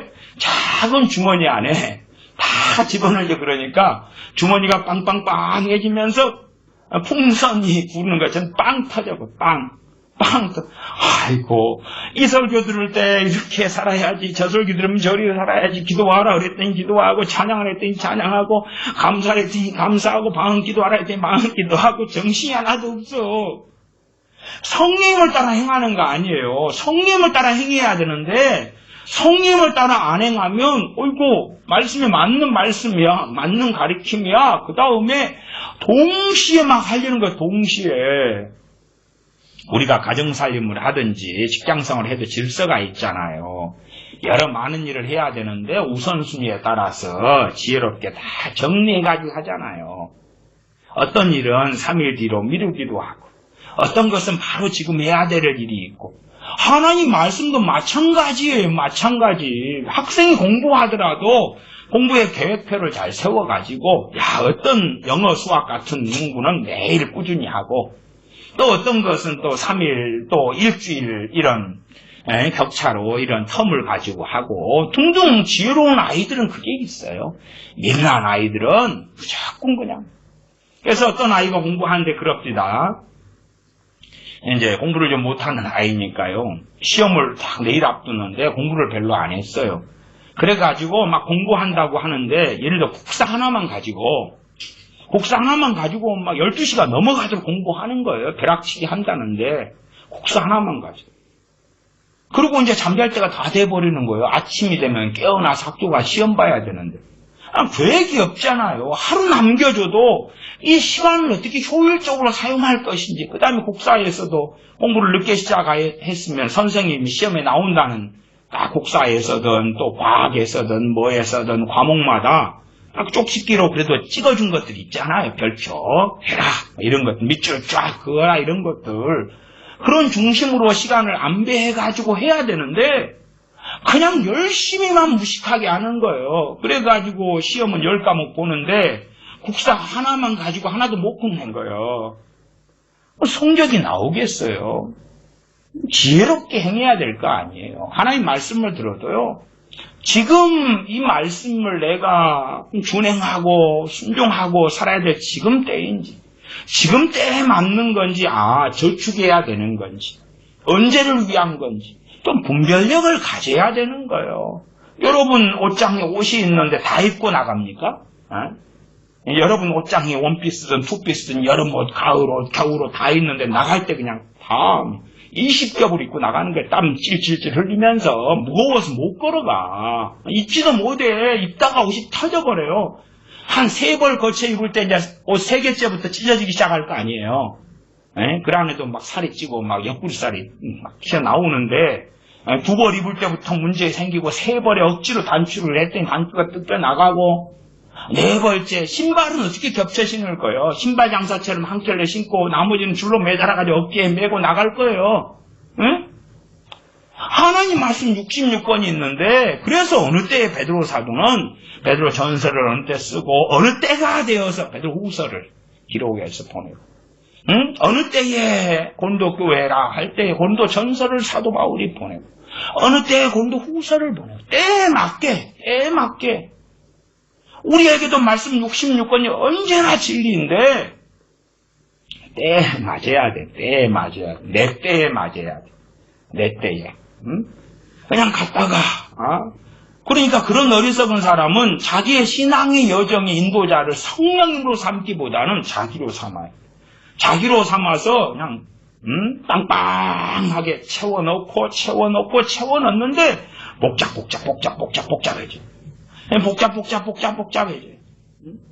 아니, 우리가 살면서 돈 좀 벌어서 에어컨 하나 장만하고, 돈 좀 벌어서 자동차 하나 장만하고, 돈 좀 벌어서 온풍기 하나 장만하고, 돈 좀 벌어서 제습기 혹은 가습기 같은 거 장만하고, 냉장고 장만하고, 세탁기 장만하면 좋잖아요. 좋아. 물론 집이 작으면 좀 작은 걸로, 그다음 형편에 맞게, 집이 넉넉하게 크면은 자기 자리에 있어야 될 거 아니야, 자기 자리. 그러면 다 사가지고 동시에 막 가동해버려요? 에어컨과 온풍기를 동시 가동? 다 샀으니까? 이상한 사람이잖아요. 말씀이 다 때에 맞아서 달라요. 우리의 삶의 간증의 형태를 정확히 취하든 취하지 않든지 간에 우리가 어리석어져 가지고 그래서 의도는 바르게 되어도 거꾸로 하나님 앞에서 죄가 되는 간증들이 아주 많고 의도는 달라도 하나님 영광을 도둑질하는 간증도 많고 의도는 다르다. 전도하기 위해서는 좋은 아름다운 간증을 해야 돼. 그러나 그게 과장이고 허위고 거짓말이면 어떻게 할 거야? 그것이 도대체 하나님께 영광이 될 것 같냐 그 말이요. 전혀 그렇지 않지. 전혀 그렇지 않아요. 실제로 우리가 경험하는 상당한 간증들은 새롭게 하소서 같은 간증들 좋아하잖아요. 사람들이 좋아하는데 또 선교사님들 간증 많이 하고 좋아하는데 사실은 그렇게 온당하고 합당한 것은 그렇게 많지 않다. 일단은 베드로전서 2장의 본문의 말씀을 좀 읽어갑니다. 베드로전서 2장 6절부터 오늘 본문이었습니다. 2장 6절부터 경에 기록하였으되 이 말씀은 이사야 28장 16절 말씀입니다. 경에 성경에 이사야 28장에 기록된 말씀, 이사야에 기록된 말씀이에요. 보라, 내가 택한 보배롭고 요긴한 모퉁이 돌을 시온에 두노니 저를 믿는 자는 부끄러움을 당치 아니하리라 하였으니 그러므로 믿는 너희에게는 보배이나 믿지 아니하는 자에게는 건축자들의 버린 그 돌이 모퉁이의 머릿돌이 되고 또한 부딪히는 돌과 거치는 반석이 되었다 하니라. 주님에 대하여 베드로 사도는 주님의 수제자 베드로 사도는 뭘 증언합니까? 믿는 너희에게는 보배가 되신다. 그러나 믿지 아니하는 자들에게도 보배가 되신다가 아닙니다. 믿지 않는 자들에게는 주님께서 8절에 모퉁이 돌이신데 부딪히는 돌과 거치는 반석이 되었다. 주님이 구원자로 오셨지만 믿는 자들에게는 보배가 되신다. 믿지 않는 자들에게는 부딪히는 돌이 거치는 반석이 되신다. 주님께서 아버지와 함께 이 세상을 통치하시는 것은 우리가 익히 알고 있지 않습니까? 그렇지. 지 멋대로 완악하게 악하게 살아가도 주님께서 괜찮아 마치 어떤 악한 간증들은 그 따위로 주님을 바꾸어요. 그러나 말씀이 안 그런데 누구에게요? 안 믿는 사람들에게는 부딪히는 돌과 거치는 반석이 되었다 하니라. 저희가 말씀을 순종치 아니함으로 넘어지나니. 안 믿는 사람들이 말씀 순종치 않음으로 뭐 한다고요? 넘어진다고.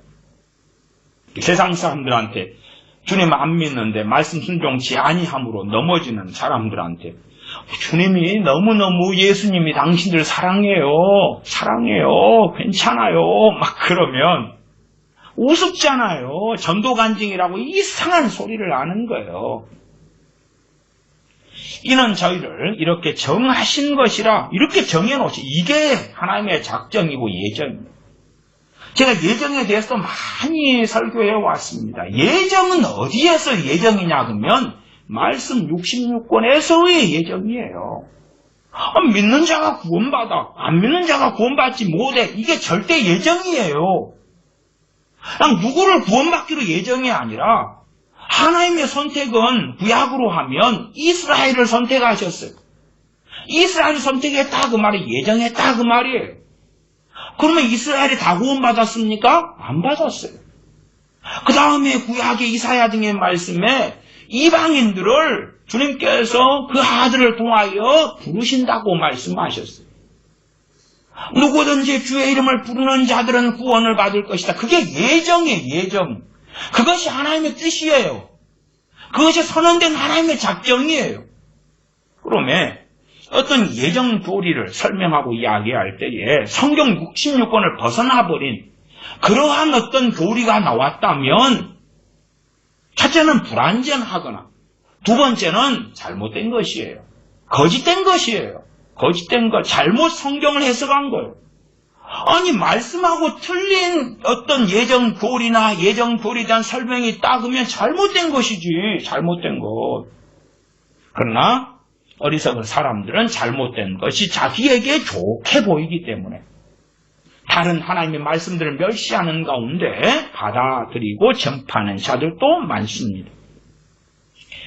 8절 하반에 이는 저희를 이렇게 정하신 것이라 말씀을 순종치 아니하는 자들이 넘어지나니 이렇게 정해 놓으셨다.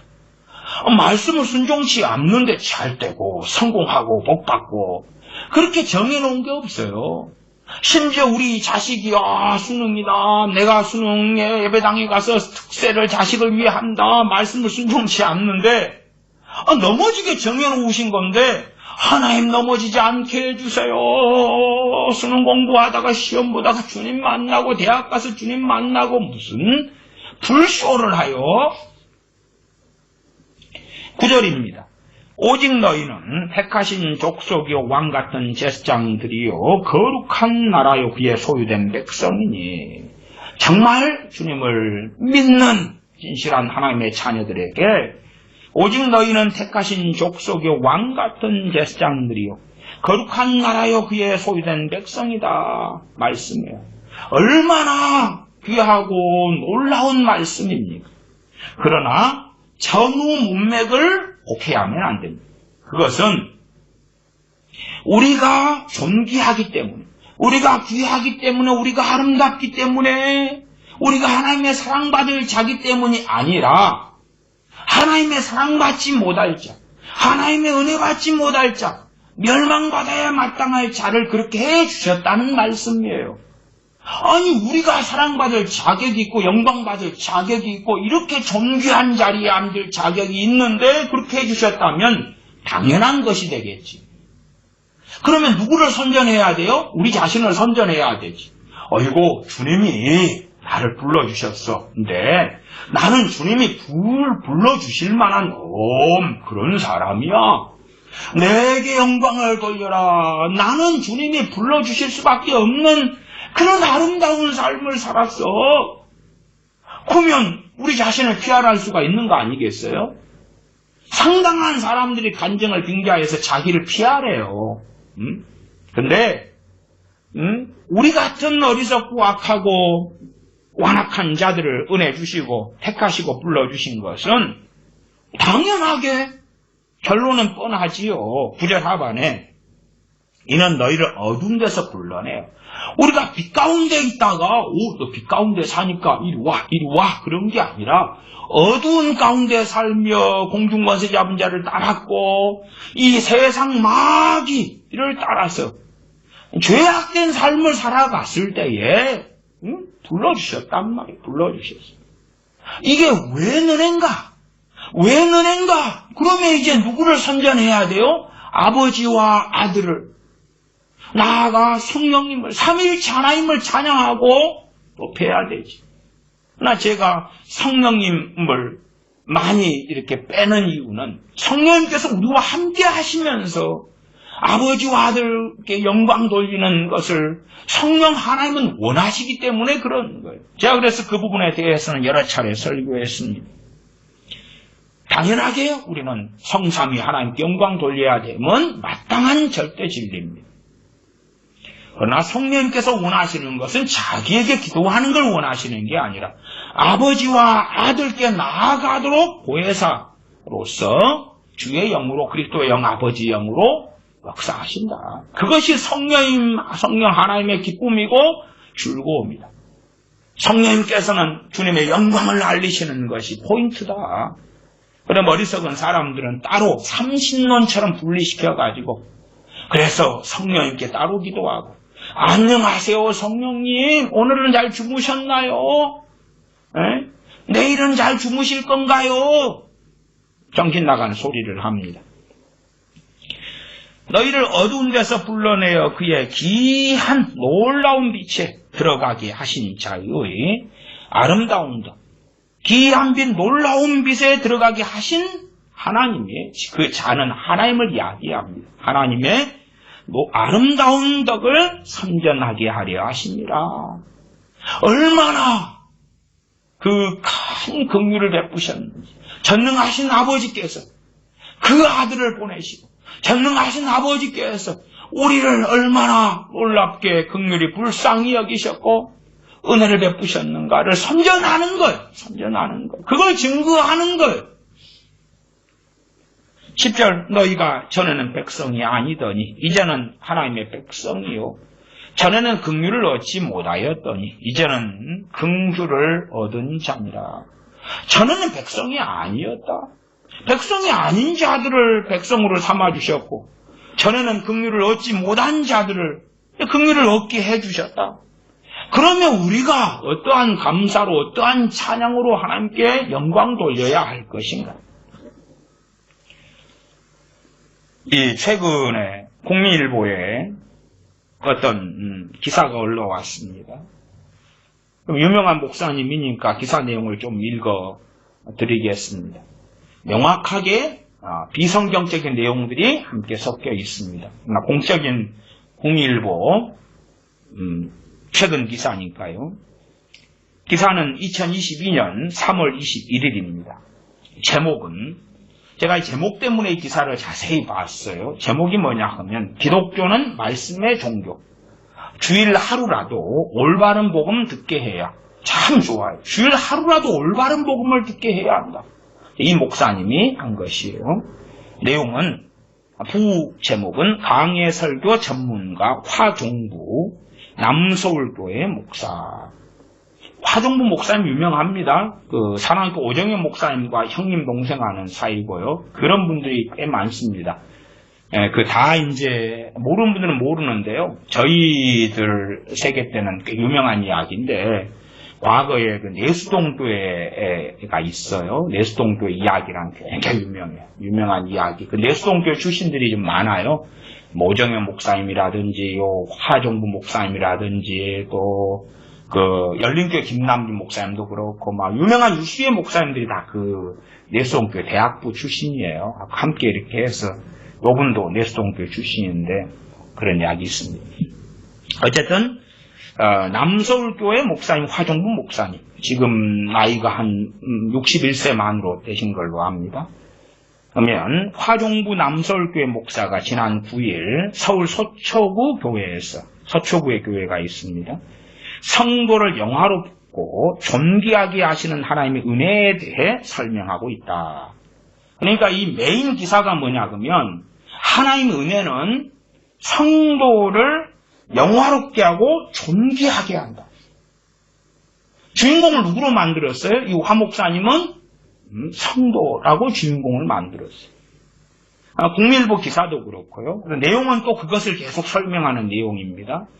강해 설교 전문가로 널리 알려진, 강해 설교 전문가라 그래요. 이 남서울교회 유튜브 구독자가, 유튜브 시작한 지 2019년인데 7,280명 이렇게 나옵니다.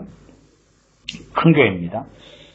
화종부 61세 남서울교회 목사가 성도들에게 늘 강조하는 것이 있다.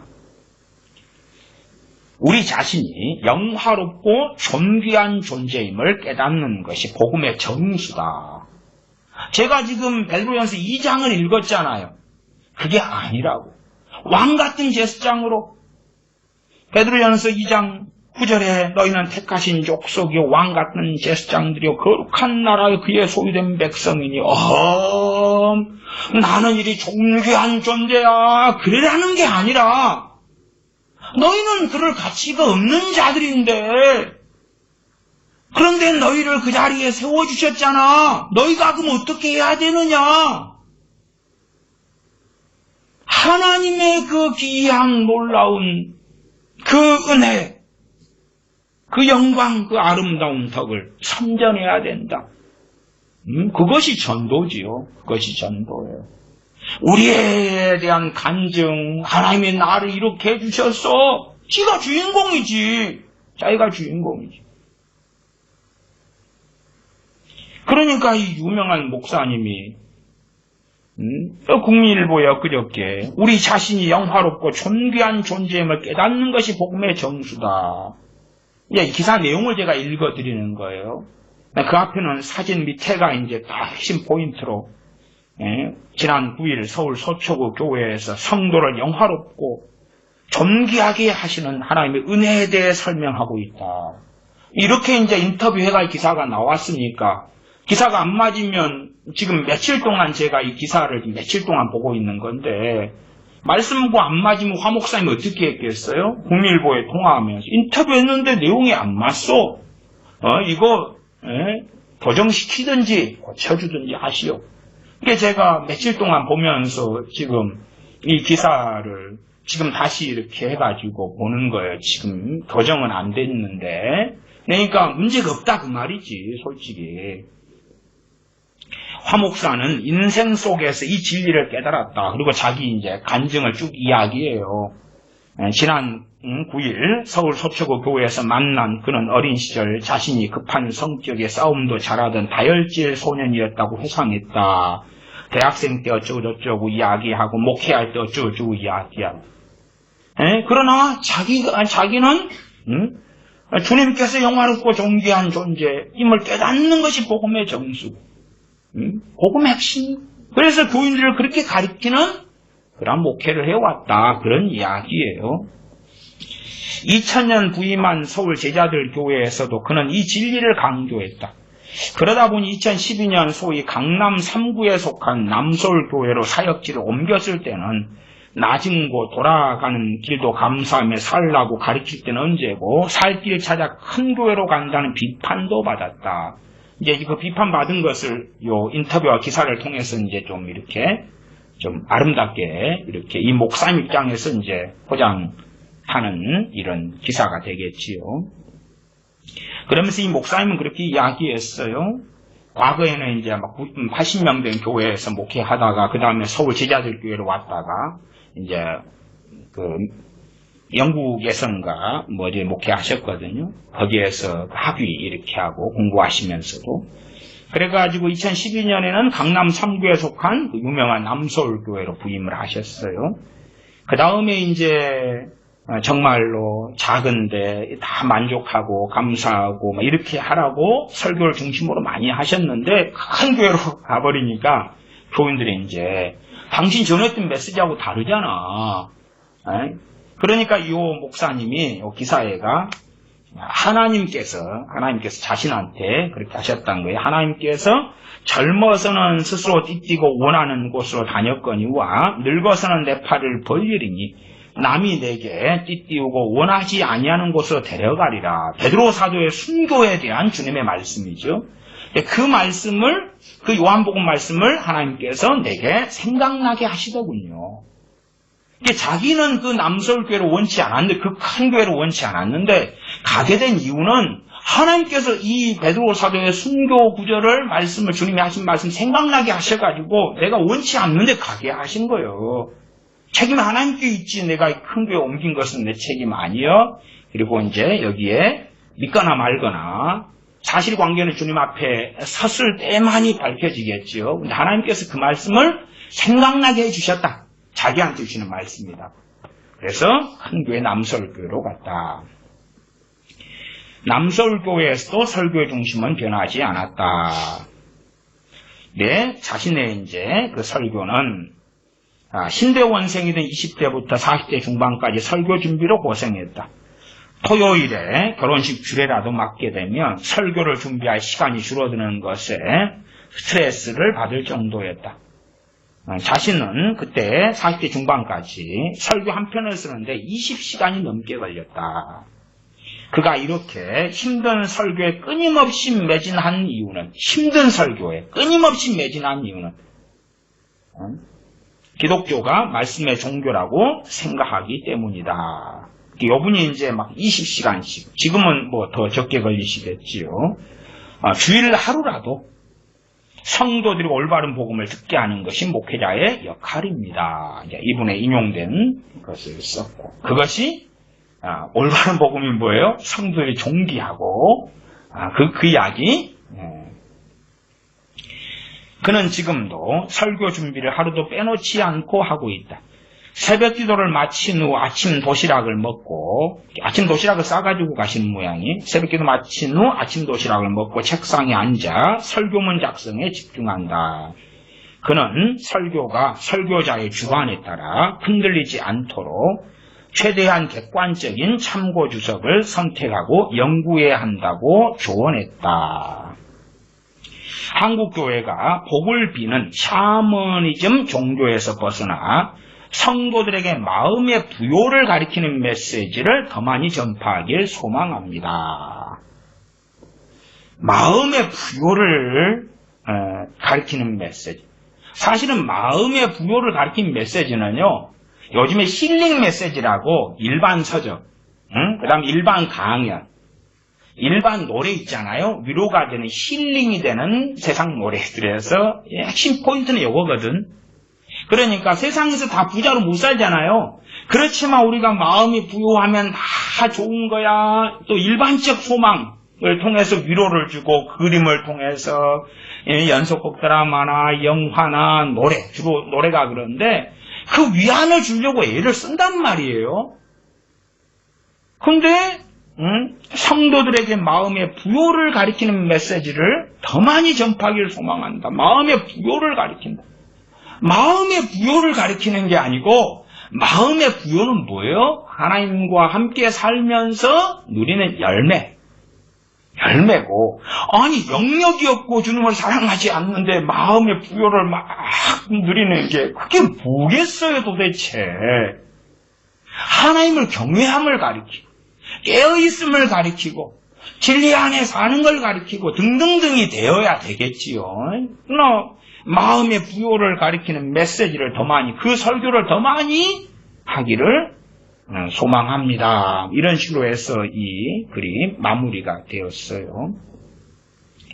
그러니까 이러한 공일보 기사도 얼마나 영향력이 있어요. 또 화 목사님처럼 유명한 목사님이기 때문에 영향력이 있어요. 공적인 글이니까 공적으로 이야기를 하는 거예요. 다 옳은 게 당연히 아니다. 그 다음에 또 최근에 나온 국민일보 기사인데요. 제목은 미션 톡. 일정 기간 지나면 현지 교단과 협력, 자립의 길을 터줘야. 코로나로 부제목은 교세 감소, 재정 지원 줄어, 선교지 홀로서기 이루려면. 그러면서 이제 태국 어느 선교사님과 그 다음에 현지인 목사님의 함께 된 글이 올라왔어요. 그 내용을 좀 올라왔어요. 내용을 좀 제가 읽어드릴게요. 오영철 태국 선교사가 최근 자신의 페이스북에 선교사들은 도움만 주지 말고 헌금에 대해 가르쳐 달라는 제목의 글을 올렸습니다. 오 선교사와 동역하는 현진 분송 68세 현진 목사가 제안한 내용을 바탕으로 정리한 글입니다. 태국 최북단 도심 매홍손에 무왕노이 교회를 개척한 분송 목사는 태국 카렌 침례총회 소속 목회자로 오 선교사와는 26년 동안 교제하고 있습니다. 이 68세 되는 현진 분송 목사님이 이제 외국인 선교사님들에게 요구한 거예요. 요구한 거. 어떤 요구냐? 분송 목사의 말은 이랬습니다. 과거 미국 교회는 병원과 진료소를 세우고 의료진을 파송했지만 이들이 떠난 뒤에 현지 교회는 자립의 실패에 결국 문을 닫았습니다. 해외 지원을 통해서 병원이 세워지고 진료소가 세워졌는데 이것을 교인들은 이걸 누지하지 않았다. 자립되지 않아가지고. 그래서 실패했다. 일정 기간 도움이 필요하지만 습관이 되면 약해집니다. 우리에게 헌금하는 법을 가르쳐 주십시오. 그러니까 그냥 빵 가지고 와서 막 나눠주고 학용품 나눠주고 마을에 뭘 세워주면서 하는 선교는 한계가 있다. 오히려 우리가 자립하도록 말씀의 헌금의 원리를 가르쳐주고 재정 원리를 바르게 가르쳐주고 그렇게 68세 분송 목사님이 한국 선교사님 같은 외국인 선교사님들에게 요청한 것을 이 오영철 태국 선교사님이 페이스북에 글을 올렸다고 말이에요. 그러나 많은 선교사님들이 간증을 그렇게 하잖아요. 현지인들에게 뭘 줘요? 빵을 줘요, 쌀을 줘요, 밀가루를 줘요. 그리고 함께 사진을 찍어요. 함께 뭘 나눠줘요. 마을잔치를 해주면은 사람들이 막 모여들거든요. 거기에 찬양 맺고 보험성강 맺고 해요. 그 다음에 간략하게 설교 좀 해요. 그 다음에 영상 찍고 건물 지어줘요. 주님의 몸된 전을 세웠습니다. 그 간증이에요. 간증. 그렇게 하는데 사실은 이제 이 분송 목사님의 이러한 이야기는 옛날부터 있었던 이야기입니다. 오래전에부터 있었어요. 조금 더 기사를 제가 읽어드릴게요.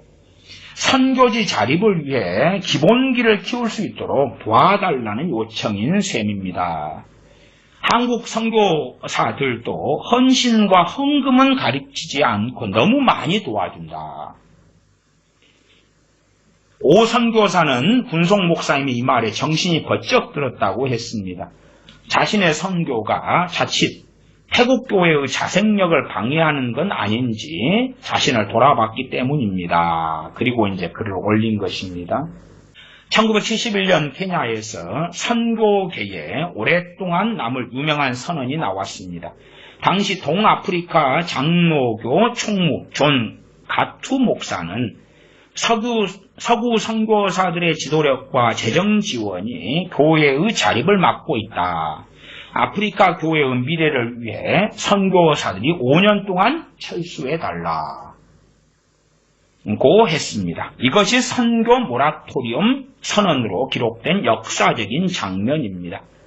이것은 서구 선교사들을 추방하려는 게 아니고 아프리카 교회의 자립을 위해서 5년 동안 후원을 중단해달라는 요청이었습니다. 이후에 교단의 모든 정책은 자립에 맞춰졌고 결실은 컸습니다. 이 동아프리카 장로교는 교세가 5배 가까이 성장했고 교인이 450만 명이 넘는 전 세계 최대 규모 장로교회가 됐습니다. 중간에 앞뒤는 다 생략된 거예요. 그냥 단지 이런 선교 모라토리움이나 혹은 자립 단순한 그런 것 때문에 교세가 5배 가까이 성장한 이런 이야기는 아닙니다. 중간은 다 생략됐고 건너뛰어서 결과가 그렇더라. 이렇게 간 것입니다. 그렇게 간단한 건 아니다. 그까지는 말씀을 드립니다. 필리핀 그리스도 연합교회도 같은 해 1971년입니다. 모라토리움을 선언했습니다. UCCP의 지도자 낙필 감독이 문제를 제기한 뒤에 교단이 연구를 시작해 동반자 선교라는 정책 문서를 발표했습니다. 해외 교단 의존도를 낮추기 위해 교회 예산의 22%를 모아 기금으로 만들어 자립을 추진했다고 합니다. 선교지 자립에 대한 이야기죠. 우리나라는 어쨌든 선교 자립이 잘 된 그런 나라입니다. 왜 그리 잘 됐느냐 할 때에 대한민국의 경제 성장과 교회 성장이 함께했기 때문에 사실은 그러기도 합니다.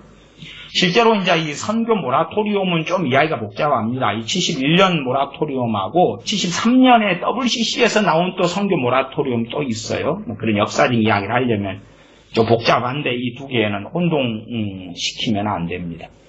당신들의 선교 방식들이 우리의 자생을 돕는 게 아니다. 우리로 하여금 그냥 말하자면 제가 우리나라의 기초생활 수급자 문제들을 설교할 때 몇 차례 이야기했잖아요. 자생력을 잃어버려가지고 그래서 그냥 다 술 마시고 노름하고 화투 치고 기초생활 수급자 아파트를 중심으로 제가 개척한 다음에 3년을 전도를 했단 말이에요.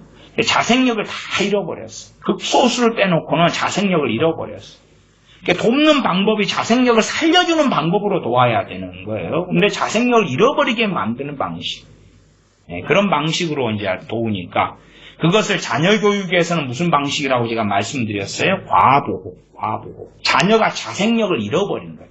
스스로 생각하고 스스로 넘어졌다가 일어나고 당연히 자식이 넘어져서 다리가 부러졌는데 자생하라고 하면 안 되죠, 그건. 그렇죠? 자생을 할 때가 있고, 보호할 때가 있고, 보호를 넘어선 과보호 때가 있고, 그런 것은 지혜와 지각을 얻어야 되겠지. 그래서 이런 기사 같은 경우도, 참 이 태국에서 나오는 이야기도, 물론 전 세계 선교사인들 세계도 마찬가지겠습니다만은, 지혜롭게 돕고 섬기고 후원해야지. 그렇지 않으면 신앙과 믿음을 잃어버리고 교회를 무너뜨리는 방식의 선교가 되고 후원이 되고 도움이 될 때가 많다. 그러나 그런 걸 다 빼놓고 그냥 뭘 나눠주고 도와주고 잔치를 해주고 그런 것을 선교라고 하고 막 간증을 할 수 있지요. 그런 선교사님들의 간증들도 CTS, CBS 같은 데부터 시작해서 상당히 많이 나오고 있지요. 왜요? 그렇게 해야지만이 선교지에 대한 PR이 되고 후원을 충분히 더 받을 수 있게 되고 그런 이유가 있겠지. 2장 11절로 갑니다. 베드로전서 2장 11절 사랑하는 자들아 나그네와 행인 같은 너희를 구원하노니 영혼을 거스려 싸우는 육체의 정욕을 제어하라. 12절 너희가 이방인 중에서 행실을 선하게 가져 너희를 악행한다고 비방하는 자들로 하여금 너희 선한 일을 보고 권고하시는 날에 하나님께 영광을 돌리게 하려 함이라. 하나님께 영광 돌리는 성. 사실은 이제 많은 시간이 흘러갔습니다만은 오늘의 핵심되는 말씀이 이 베드로전서 2장 12절입니다. 12절. 네, 시간이 많이 흘러갔습니다. 우리가 이방인들 가운데 믿지 않는 가족이나 불신자들 가운데 살아간다 그 말입니다. 그 사람들은 나와 함께 살아가기 때문에 내 삶을 알아요. 나의 언어 생활을 알고 나의 행실을 안단 말이에요. 거기에서 예수 믿으면 행복합니다. 근데 내 가족들은 길 지나가는 사람들한테 예수님 믿으면 행복합니다. 그러면 그래 그런갑다. 저 사람 웃는 표정 보니까 그럴지 몰라도 내 가족들은 넘어가겠어요? 그건 넘어가지 않겠지. 간증이 습관돼가지고 불신자 가족한테 간증을 한다고 칩시다. 웃지 않겠어요? 웃어. 자식들한테 야 너희들이 예수님 믿고 너희들이 기도하면 도와주고 잘되게 해주셔. 그러면 자식들도 세상 살아가는 머리가 있는데 아니 안 믿는 사람들이 세상의 부자들의 대부분이요. 세상의 명예와 영광을 얻는 사람들의 대부분은 불신자고 저희 중동에 가면 중동 부자들은 누구요? 이슬람 신자들이요. 만수르. 만수르. 그 다음에 만수르에서 억수로도 나올 수 있겠지. 억수로 부자도 나오겠지. 만수르가 그렇잖요. 그러니까 자식도 머리가 있지. 야 예수님 믿으면 너가 잘 돼. 예수님을 믿고 너가 기도해봐. 하나님이 도와주실 거야. 불라. 그것이 안 믿는 자식들에게 통할 것 같냐 그 말이. 그것이 거꾸로 복음의 문을 닫아버려요. 그러나 자기는 그렇게 생각 안 해. 그걸 전도라고 생각하는 거예요. 전도하고. 그러나 자식이 안 믿는 자식이 누구하고 살아요? 믿는 소위 엄마하고 부모하고 산다고 칩시다. 그러면은 뻔히 다 보는데 우리가 해야 될 전도는 뭐냐? 우리가 하는 삶을 통하여 하나님을 증언하는 거예요.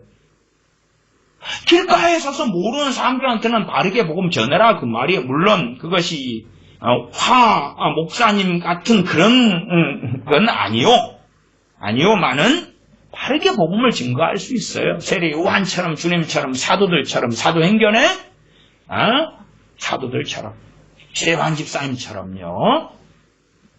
베드로전서 2장 12절로 다시 갑니다. 너희가 이방인 중에서 행실을 선하게 가져.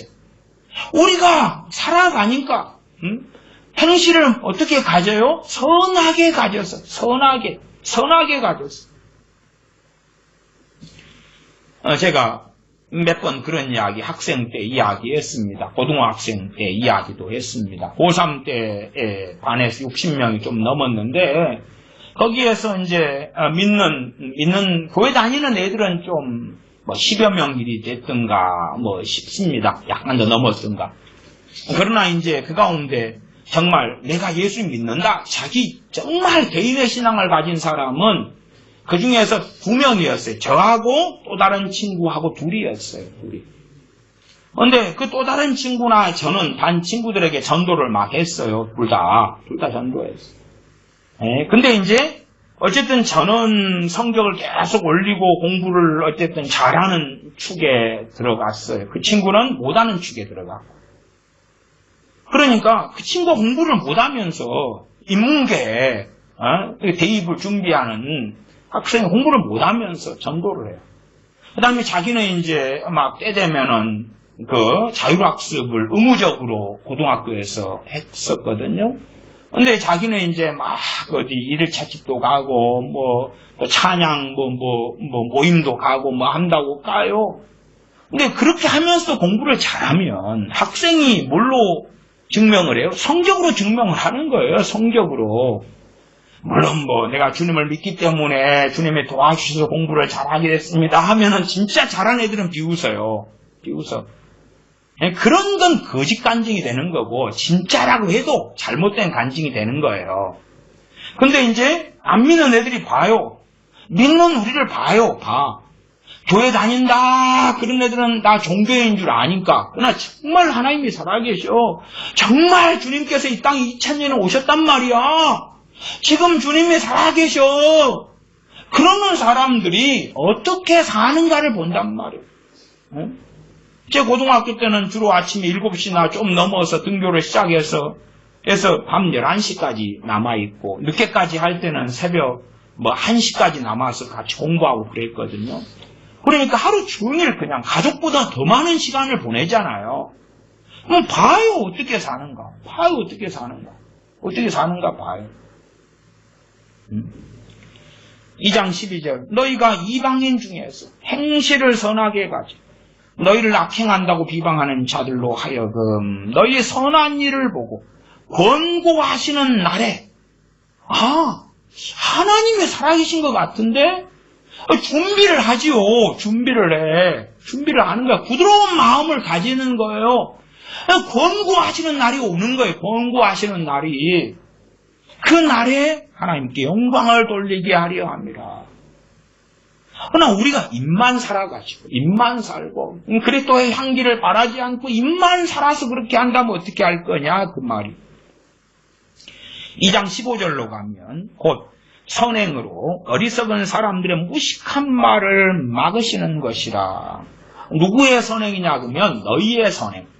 우리의 선행이다 그 말. 우리의 선행으로 어리석은 사람들의 무식한 말을 누가 막으시기를 원하신다고요? 하나님께서요. 하나님께서.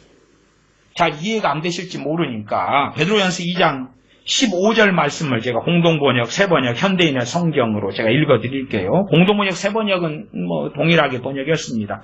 번역상에는 큰 문제는 없습니다. 잘 이해하기 쉽도록 되어 있습니다. 선을 행함으로 어리석은 자들의 무지한 입을 막으시는 것이 하나님의 뜻입니다. 그리고 공동번역, 새번역은 번역이 같이 갔기 때문에 공동번역이 잘못 번역할 때 새번역도 쭉 잘못 번역합니다. 그러나 참조할 만한 번역들이 그래도 꽤 있긴 합니다. 현대인의 성경은 여러분은 선한 일을 하여 이게 우리가 성경 읽을 때에 주체가 없으니까 15절에 그 선행으로 누구 선행인지 모를 거니까 그것도 국어가 떨어지면 잘 몰라요. 우리들의 선행입니다. 선행으로 어리석은 사람들 무식한 말을 막으시는 것. 막으신다 존대어가 있으니까 하나님이신 줄 알겠죠. 그러나 좀 더 정확하게 하면 여러분은 선한 일을 하여 어리석은 사람들이 무식한 말을 하지 못하게 하십시오. 그렇게 하는 것이 하나님의 뜻입니다. 우리가 선한 일을 하고 선한 일을 위하여 우리가 지음받은 존재라고 말씀했잖아요. 그것을 통하여 무식한 말을 하는 거예요. 무식한 말을. 우리의 행동을 보고 하나님이 어떤 분이신가를 세상 사람들 보게 될 거다 그 말. 그러나 우리의 그 선함이 사람들이 원하는 요구와 욕망에 맞추어 살 수가 없는 거예요. 그렇다면 내가 너희에게 거물주로 왔노라. 한 집에 5이 있어 둘이 셋과 셋이 둘과 분쟁하리라. 그럴 리는 없지요. 진리의 길은 타협할 수 없는 거예요. 그러나 일상적인 삶에서 진리 영역이 아닌 영역 속에서 우리가 어떻게 선하게 살아가느냐. 어떻게 우리가 경건하게 살아가는가를 보여주는 거죠. 그게 우리의 삶 속에서 함께 부딪히고 살아가는 사람들에게 전도가 되는 거예요. 빛과 소금이 되는 거예요. 하나님이 살아계셔요. 예수님이 살아계셔요. 그렇게 말하는데 내 행실이 그렇지 않다면 어떻게 되겠냐 그 말. 3장으로 갑니다. 베드로전서 3장 1절로 갑니다. 아내된 자들아 이와 같이 자기 남편에게 순복하라. 이는 혹 도를 말씀을 순종치 않는 자라도 말로 말미암지 않고 그래도 이제 행실을 보이기 전에 어쨌든 전도는 할 거 아닙니까? 말씀은 전하지요. 불신 남편이나 아내나 자식하고 사는 사람들은 전하긴 전해요. 근데 계속 그냥 영접기도만 한번 해주라 되는 게 아니란 말이에요. 물론 복음을 전하고 기도한다 해서 믿게 되는 건 아니에요. 그 각 사람의 자유의지가 있는데요. 그 사람이 이제 볼 거 아니에요. 봐. 마음이 부드러워지면 권고하시는 날이 오겠지요. 눈이 열려서 뭔가를 보기 시작하는 하나님의 은혜가 임할 테니까. 그러나 강팍한 상태에서 남아요. 그것이 강팍한 상태로 남는 것이 소위 우리 믿는 자들 때문에 그럴 수도 있다 그 말이에요. 아니 이제 좀 신사적인 남편이라고 칩시다. 그 신사적인 남편 안 믿는 사람이에요. 나는 아내예요. 나는 크리스찬이라고. 크리스찬인데 자기 남편이 볼 때에 믿는다는 자기 아내가 자기보다 더 몰상식하고 자기보다 더 비인격적이고 자기보다 더 혈기가 많고 자기보다 더 마음을 못 지켜. 그냥 뭔 일이 하나 생기니까 안달복달 자기는 하나님도 안 믿는데 아이고 염려하지 마 여보 너무 흥분하지 마 염려하지 마 너무 걱정하지 마. 자기는 하나님도 안 믿는데 몸이 건강해. 근데 자기 아내는 하나님 믿는데 간증을 해. 오늘 하나님이 고치셨어. 내일도 아파. 그 다음에 아프고 아이고 병원에 가고 그러면 남편이 아이고 하면서 믿자 그러는데 아니 속으로 생각이 있을 거 아니에요. 생각이. 여러분이 키우는 멍멍이도 나름 다 본능적으로 생각을 해요. 멍멍이들 다 똑같지를 않아요. 응? 고양이가 어찌 다 똑같아요. 식물도 다르고 막. 생각을 한단 말이에요. 어이구. 전도를 해도 속으로 어떻게 생각하겠어요. 그냥 지 종교지, 지 종교. 근데, 아니, 안 믿는 나는 건강한데, 믿는 지는 맨날 이리 가고, 병원에 저리 가고, 저리 약 타고, 저러고. 똑같은 일이 생겼는데, 마음 못 지켜서 이렇게 탄식하고, 이렇게 근심하고, 저렇게 우울증 걸리고, 그냥. 그러면, 우리가 하는 전도는요, 아무 가치가 없게 되는 거예요. 아무 가치가 없어. 무슨 가치가 있겠냐, 그 말이. 인격도 마찬가지. 안 믿는 사람이, 이거 참, 이제, 형님을 전도한다고 칩시다. 형님이 그래도 안 믿는 사람들 인격자. 근데, 동생이 목사예요. 목사인데, 뻥치고, 과장하고, 거짓말하고, 별짓 다 해. 그것을 형이 봐요. 그 목사 동생이 전도하는 것을 듣고 저도 그런 말 들었습니다. 저한테 한 게 아니고 이제 어떤 가족이 있는데 가족에서 어떤 사람이 목사예요. 그래가지고 막 전도하니까 그 가족 형제가 아닌 위에 손윗 사람이 그 목사님에게 그렇게 이야기하는 걸 들었어요. 니나 잘 믿어라. 니나 잘 믿어라. 왜냐, 그 목사로서 막 목회를 하는데 돈이 쪼들리고 없어가지고 이 형제들한테 막 손을 벌리거든요. 그러면 전도를 해요. 나 돈 좀 줘. 그러면서 전도를 해요. 니나 잘 믿어라. 니나 잘 믿어서 니 하나님 니 좀 잘 돌봐줘서 안 믿는 형제들한테 손 좀 벌리지 말게 해라. 어떻게 전도가 되겠냐 그 말이. 3장 1절로 갑니다. 1절 이는 혹 도를 순종치 않는 자라도 말로 말미암지 않고 그 안의 행위로 말미암아 구원을 얻게 하려 함이니 어떤 행위냐 2절 너희의 두려워하며 정결한 행위를 봄이라. 누구를 두려워합니까? 하나님 앞에 살아가는 하나님을 경외하는 것, 하나님을 두려워하는 것을 보는 것이. 하나님이 살아계시기 때문에 하나님 앞에서 말하고 하나님 앞에서 생각하고 하나님 앞에서 행하는 거예요. 이 세상이 끝이 아니라 영원한 아버지의 나라를 소망하기 때문에 그 나라 때문에 남편, 아내 한 사람 믿고 한 사람 안 믿는다 그럴 때 같은 걸 먹고 같은 이불을 덮고 사는데 달라요. 달라요. 안 믿는 이 자식들이 함께 살아가는데 믿는 부모가 달라. 너희의 두려워하며 정결한 행위를 봄이라. 너희 단장은 머리를 꾸미고 금을 차고 아름다운 옷을 입는 외모로 하지 말고 오직 마음에 숨은 사람, 속사람입니다. 온유하고 안정한 심령에 썩지 아니할 것으로 하나. 이는 하나님 앞에 값진 것이니라. 온유하고 안정한 심령에 썩지 아니할 것으로 하라. 이는 하나님 앞에서 값진 것이니라. 진실로 우리가 직장이든 가정이든 이웃이든 형제들이든 가족 속에서 살아갈 때에 과연 어떠한 빛과 소금, 어떠한 정결한 행위, 어떠한 하나님을 두려워하는 삶 가운데서 살아가는지 그냥 간증한다고 막 해가지고 안 믿는 사람이 볼 때에 그게 아무리 타당하다 해도 조롱받을 일들이 되고야 많은 때도 많다는 것을 기억하셔야 됩니다. 참으로 지혜로운 간증을 해야 되고 그 다음에 잘못된 간증에 현혹돼서도 안 되고 무엇보다 우리가 가족 안에 가정 안에 살 때에 참으로 하나님을 경외하는 삶을 보여주어야 되죠.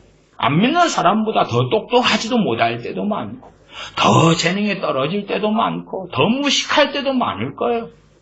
그러나 그럼에도 저 무식하고 어리석은 중에도 정말로 살아계신 하나님이 안 믿는 사람 볼 때에 눈앞에 계신 것처럼 산다고 말이에요. 자기가 볼 때에 하나님이 존재하시는 것처럼 사는 거예요. 정말 계실까 생각해 볼 정도로 고람되어 하나님께서 살아계시는 그 앞에서 사는 것을 보는 거지요. 기도하겠습니다. 아버지 하나님, 어리석은 그러한 전도들이 많은 것을 봅니다. 어리석은 간증들이 많은 것을 봅니다. 어리석은 증언들이 많은 것을 봅니다. 많은 우리의 삶의 자리에서는 우리가 어떻게 복음을 전할 뿐만 아니라 함께 살아가는 가족, 이웃, 형제, 또한 지인들과의 삶의 자리에서 우리의 삶을 버젓이 보고 있는 이들 앞에서 어떻게 하나님께 영광을 돌려야 할지, 또한 우리가 어떻게 살아감으로 하나님의 권고하시는 날에 그들이 하나님께 영광을 돌리게 될런지, 우리가 어리석은 자가 되지 아니하여 그리스도의 향기를 바라는, 하나님을 두려워하는, 주님을 사랑하는 삶을 사는 자녀들 되게 도와주시옵소서. 우리 주 예수님의 이름으로 기도하옵나이다. 아멘.